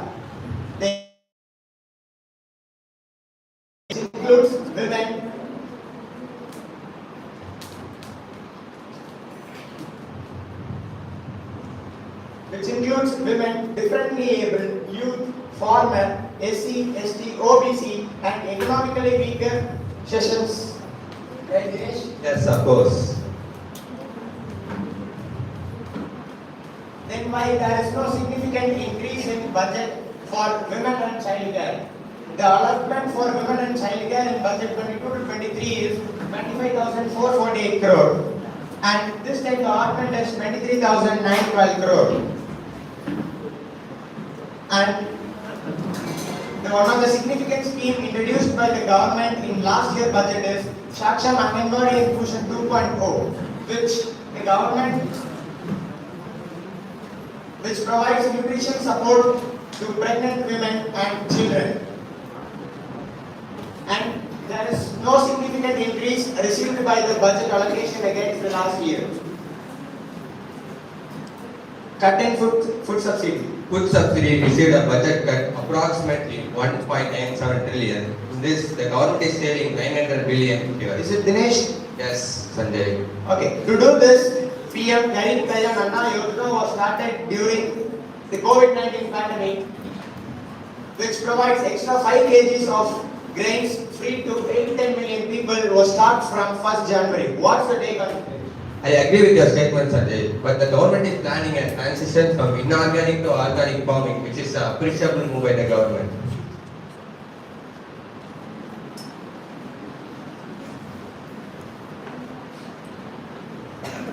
And agriculture sector is one of the key sector of the economy. Compared to last year, this year the budget allocation for agriculture sector has been increased by 5.1%. But we should remember that the last year's expenditure made by the government is below the proposed budget allocation. The proposed budget allocation is 1,32,514 crore and the allotted is 1,18,913 crore. And 90% of the job are in the country are in the unorganized sector and they contribute 40 to 50% of the GDP, which the government ignored. Now see, let's see what is PM Pranam scheme. PM Pranam scheme, Pradhan Mantri Program for Awareness, Nourishment and Amelioration of Mother Earth. This scheme has been launched to promote alternate fertilizer so that the dependence on chemical fertilizer is reduced.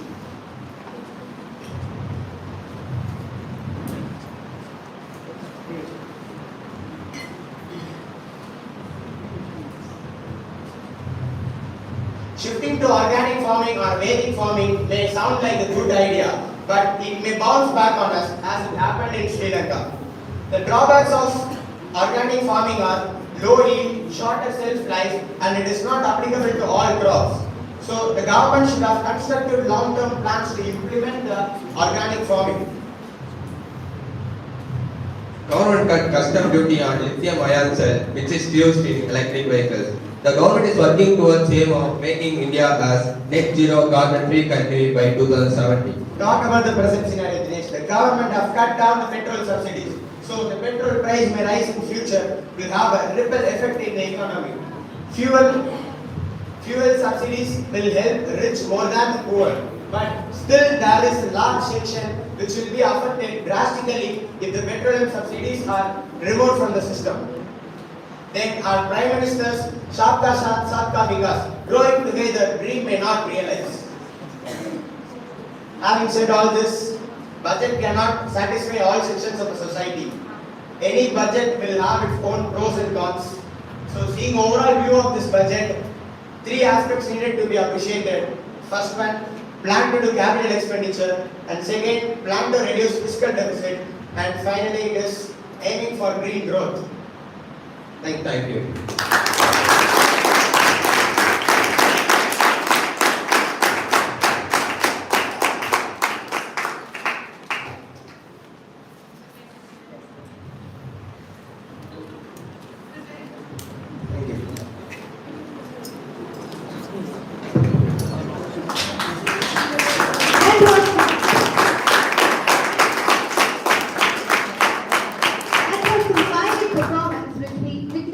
Both of them really brought the perspectives right.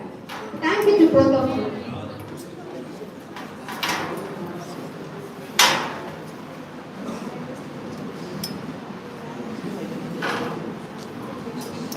Now I take immense pleasure in welcoming the chief guest of the day, who does not require an introduction since nearly all of us gathered here are aware of the numerous accomplishments that she has made.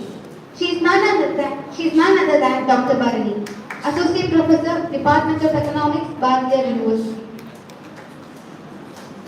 I would like to call upon our Honorable Principal to address her.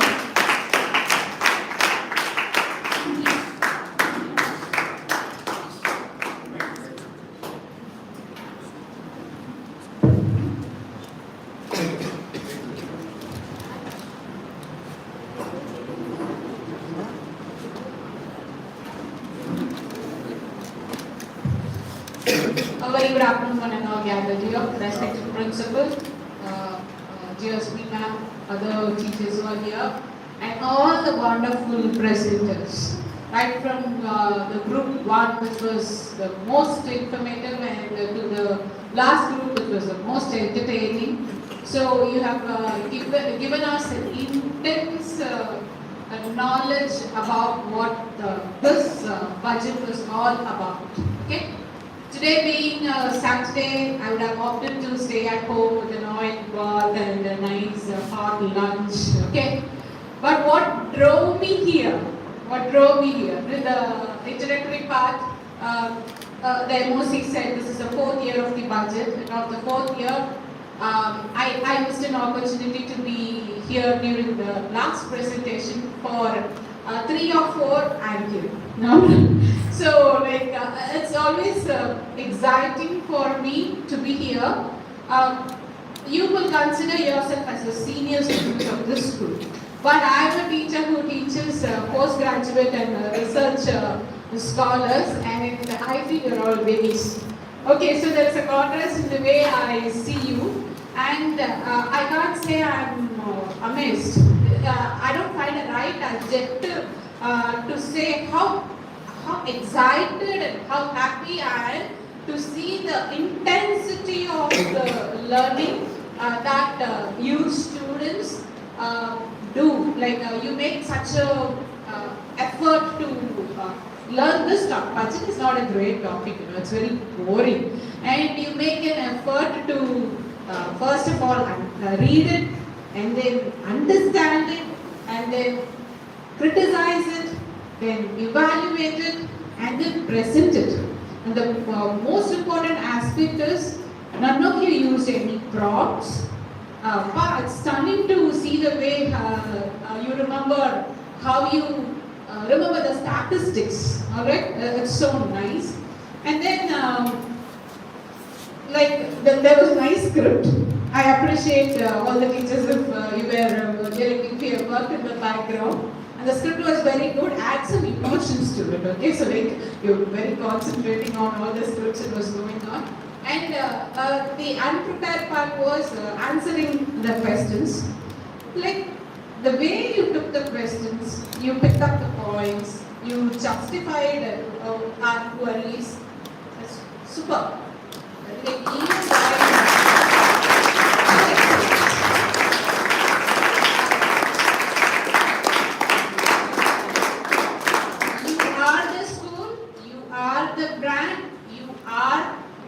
You are carrying the legacy of this institution, your teachers and your family. Certainly, you children are a blessing to this institution and to this family. Do well, okay? I have only one advice for you all. I always say this: commerce students are seen as the most notorious of the batches in all the schools. But no, we are the ones, while others are working, we are the ones who make decisions. Okay? When everybody else, people see facts as facts, numbers are numbers, we are the people who can see or who can understand what an account statement says about the performance of a company, what a budget says about the performance of an economy. Alright?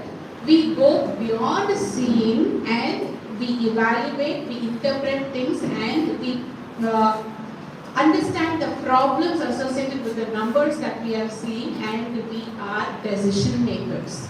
You be a worker, or you be an entrepreneur, or you be an administrator, whatever the case is, you are a decision maker. You know why?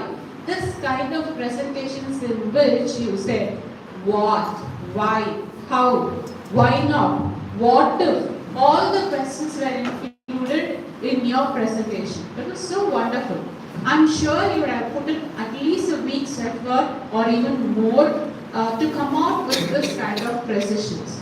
And you could have also seen that your gadget time would have been very minimal during this presentation.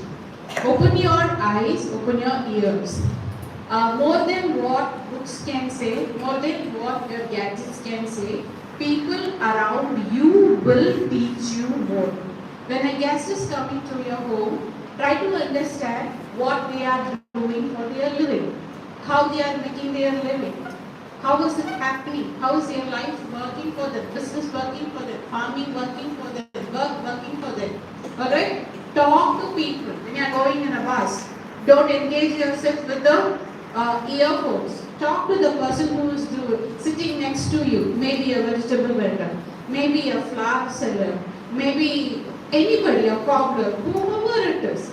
They have a source of living. When you see a person, when you see a small business or shops or a big industries, see what activity is going on. And for one of the groups I asked you, what is the business of this region? Alright. See, observe. Ask questions to yourself, to other people, in whichever we are seeing. That is the caliber economics or commerce student has to arrive, because you are the backbone of this country's growth. As I said, you are the decision maker. Alright, it is you play a very crucial role there in what other people think. The commerce students have that ability to do it in the society. Now, koncham we are liberal, koncham we are notorious, koncham we are always out of the rules. Alright? Out of box. That is what is required for a decision maker. Alright? It's perfectly okay to be out of box. Crackpots. Yeah, that makes you nice, that makes you interesting. Keep the charge going on. And just super duper excited with this kind of learning that is happening in this institution. You will graduate from nice institutions. The world is open to you now. Then last year, today the foreign universities are waiting for the Indian students, for the administration, giving them a lot of scholarship, not just Indian institutions. Institutions throughout the world are waiting for the Indian students, explore many opportunities, many universities with what the scholarship programs they have. When you postgraduate, you go, alright, you get into an MBA or whatever it is. What do you think we do in MBA? Whatever you did now. It's a kind of bit of theory and more of case study learning.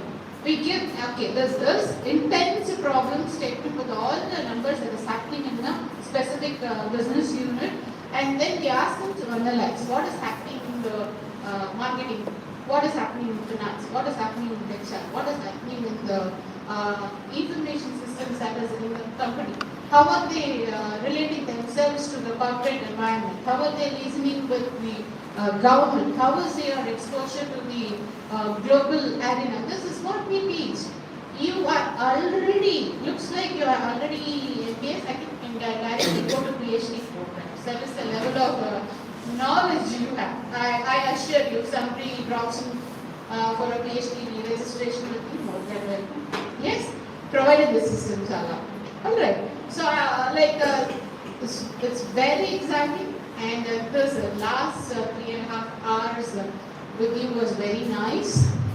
Continue this learning, drop your gadgets, observe people, learn more from the books. Okay, you have a promise, miles to go, and promises to keep.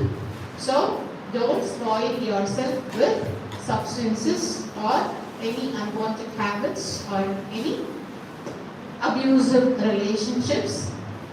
Live a positive life, happy life. You have very great teachers here. I thank the principal sir, ma'am, and all the teachers for giving me repeated opportunities to be here and observing your intellects. Thanks a lot.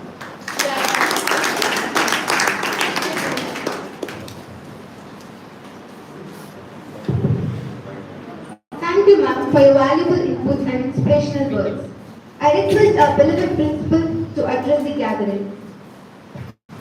Respected Chief Guest and my good friend Dr. Bharani, Bharati University, faculty friends, and my dear students, good afternoon. Good afternoon, sir.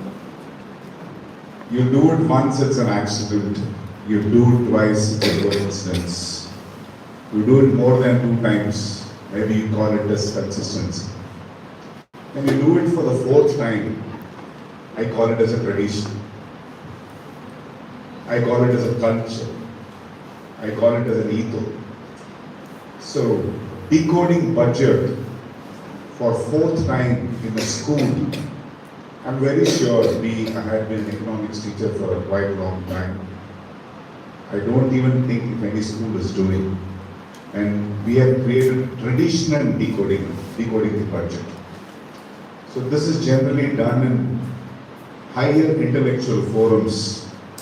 People with degrees in finance, people with great knowledge in economics, those are the ones who take up this daunting task and go ahead and decode it. Such a heavy responsibility was put on your shoulders. And when you took up that, I was happy. And when you have delivered it, I'm very happy.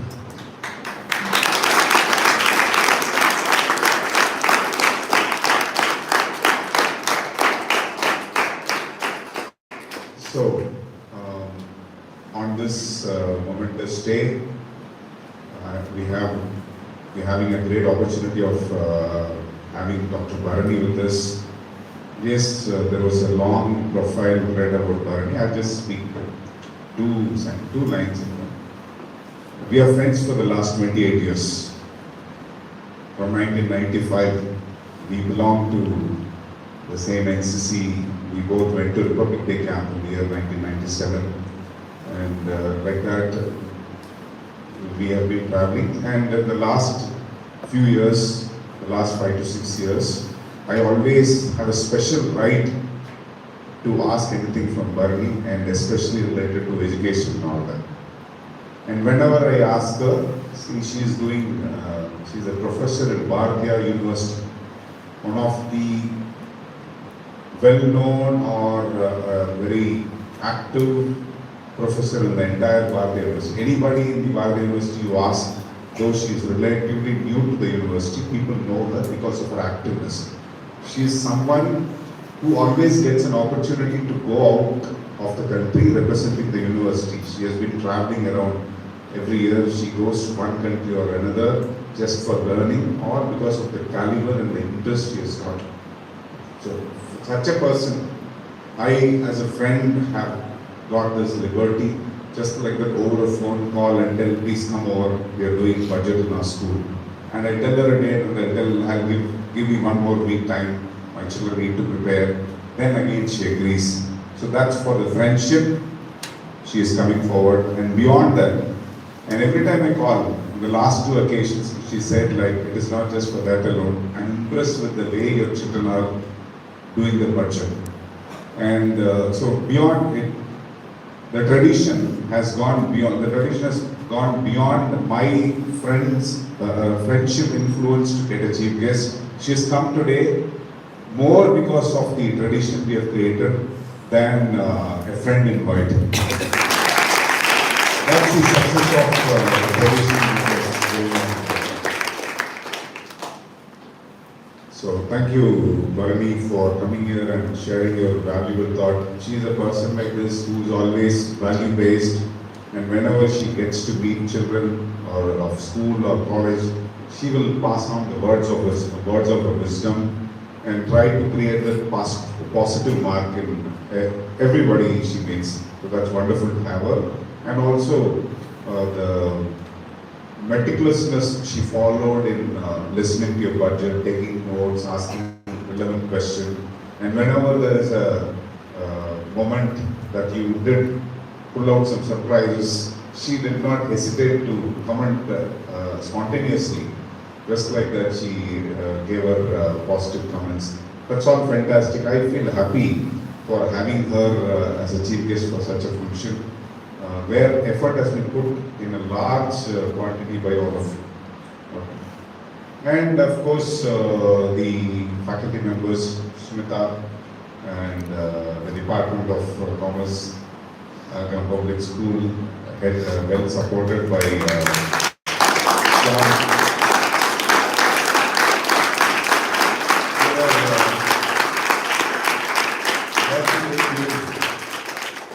The last 1 week or so, and in fact I know last 2-3 days you're working till 11 o'clock, 12 o'clock to get your presentations to reach this level. That is again wonderful. And there were a lot of other people who were involved. For example, the design of this background by this wonderful gentleman, Mr. Martin. It suits the occasion. So very nicely he has done it. That looks colorful.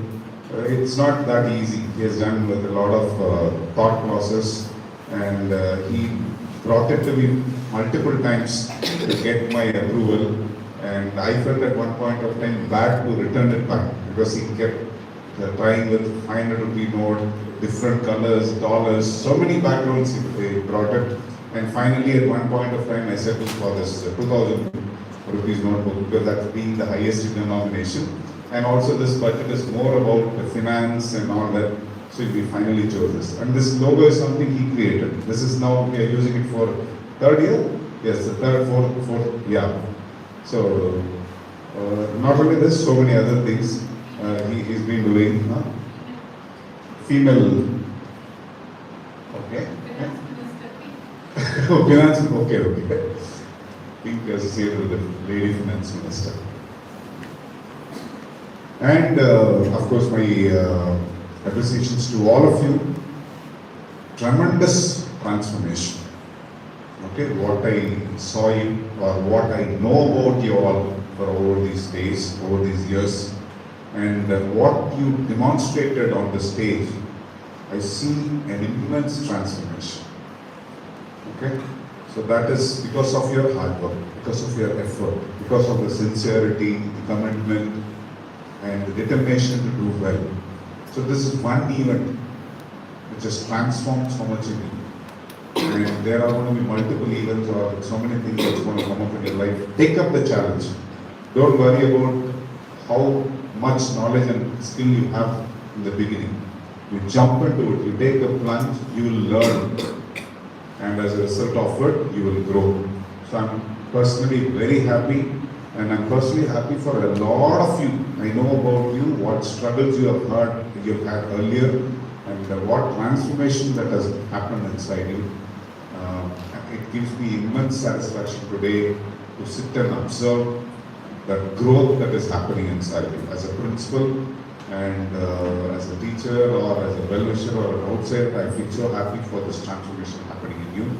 And to the little ones, 9th standard, 10th standard, it's for you to learn today so that 2 years down the line when you come to class 11, class 12 in economics group, you will also have your have your hand in this, and you will also experience a lot of knowledge through this process.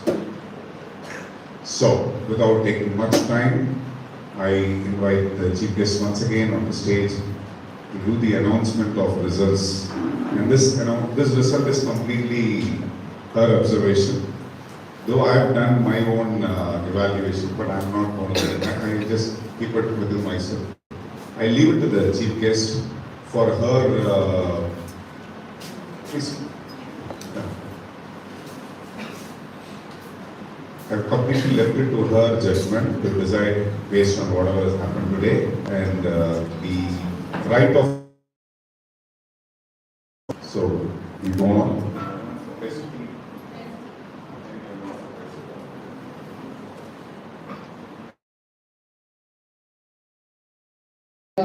Like to say, there were teams with 2 great participants, there were teams with 2 moderate participants, there were teams with 1 great and 1 moderate participant.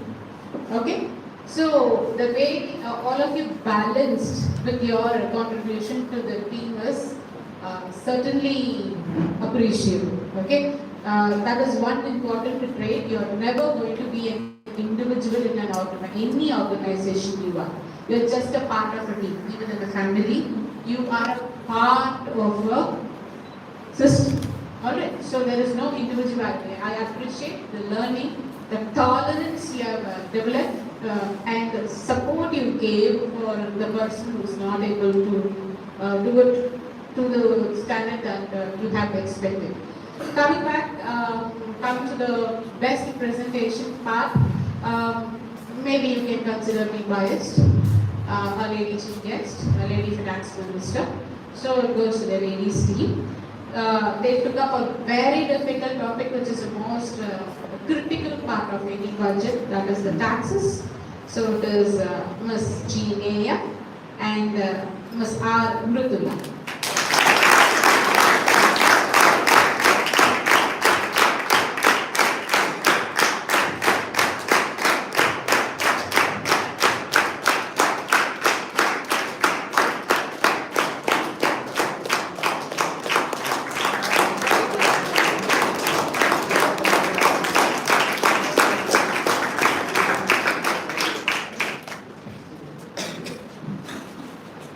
Coming to the best presenter, I should give it to 24 people, but I am giving to 1. That is Nandini Shornes.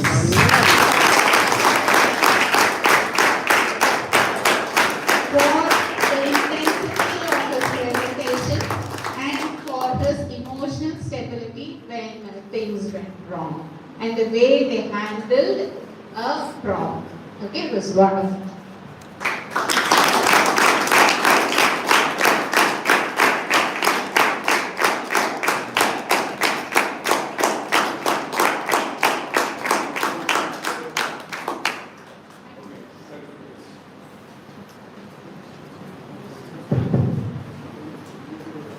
Ladies and gentlemen, this is the time we acknowledge the talent of our presenters over here.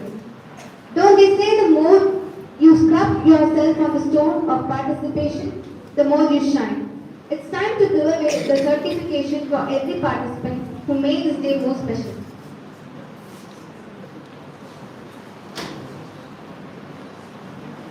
Sakti Sundar R, Tarun MP, Sriram,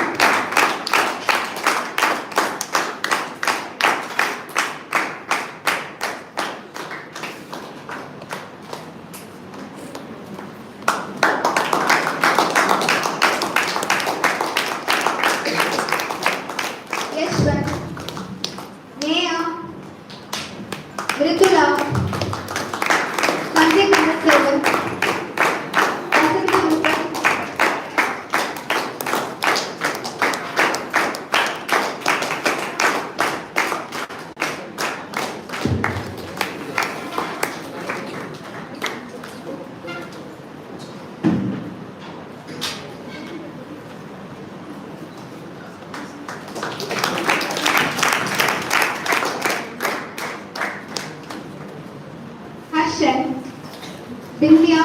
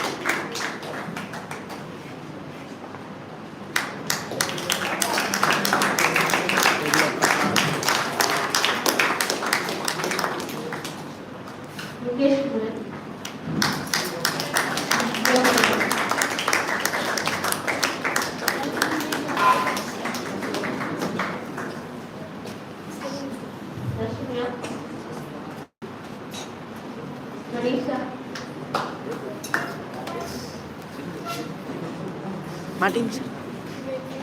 Tell Martin.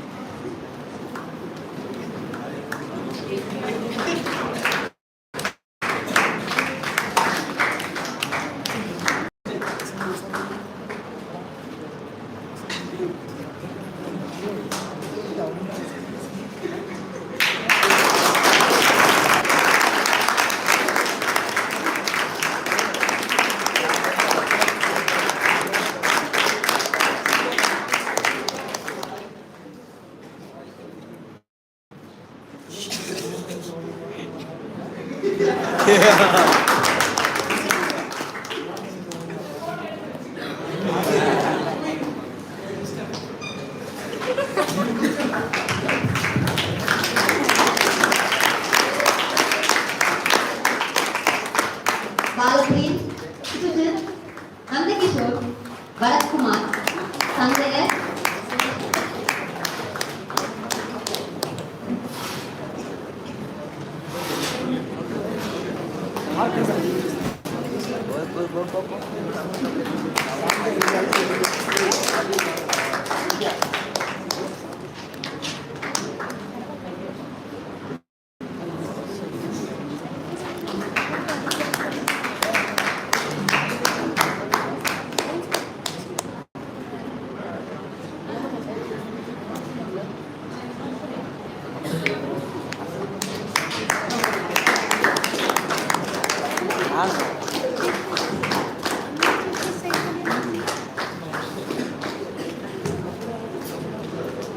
Focus on huh?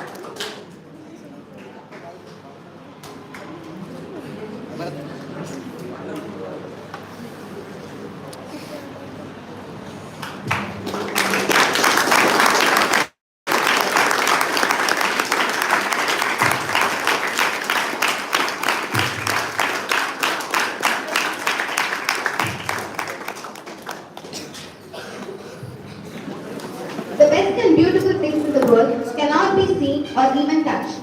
They must be felt by heart. Thank you is one such. So I hereupon invite Sri Ram to give the vote of thanks.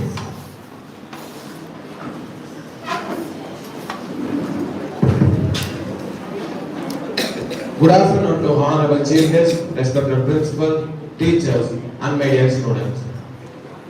It has been such an honor to be part of this wonderful event. I would like to extend my gratitude to the esteemed Chief Guest of the day, Dr. Bharani, who spared time from her busiest schedule to grace the occasion with her presence. Thank you, ma'am. We have been fortunate to be assisted by our principal, Mr. M. Jnana Pandilan, who has been a constant support. Thank you, sir. And my sincere thanks goes to our economic faculty, Mrs. Sumita, for guiding us throughout the event. And I would like to extend my support to all the teachers, especially to Mr. Martin, Mr. Shanmugam, Mr. Shyam and Mrs. Gayatri for your support. Thank you. Thank you, Sri Ram. I didn't know Neha was your teacher's daughter, okay? There is no, what is it? Why? I just told her. You are a wonderful audience and we hope that we have been a good host equally. Once again, thanks to the hard work that all the team members have done. Teachers, students, organizers and every team member to make this possible. And what we witnessed was really their efforts and hard work. I would like to uplift my thoughts. A good even never ends in the world. They take only a pause and keep us awaiting for the next. Until then, it's me, Darshinya, signing off with my co-anchors, Neha and Sanjay Tamil Selvan. Have a good day. Sir, explain the. Lunch hour is the best hour of the day. Let's wind up for a while for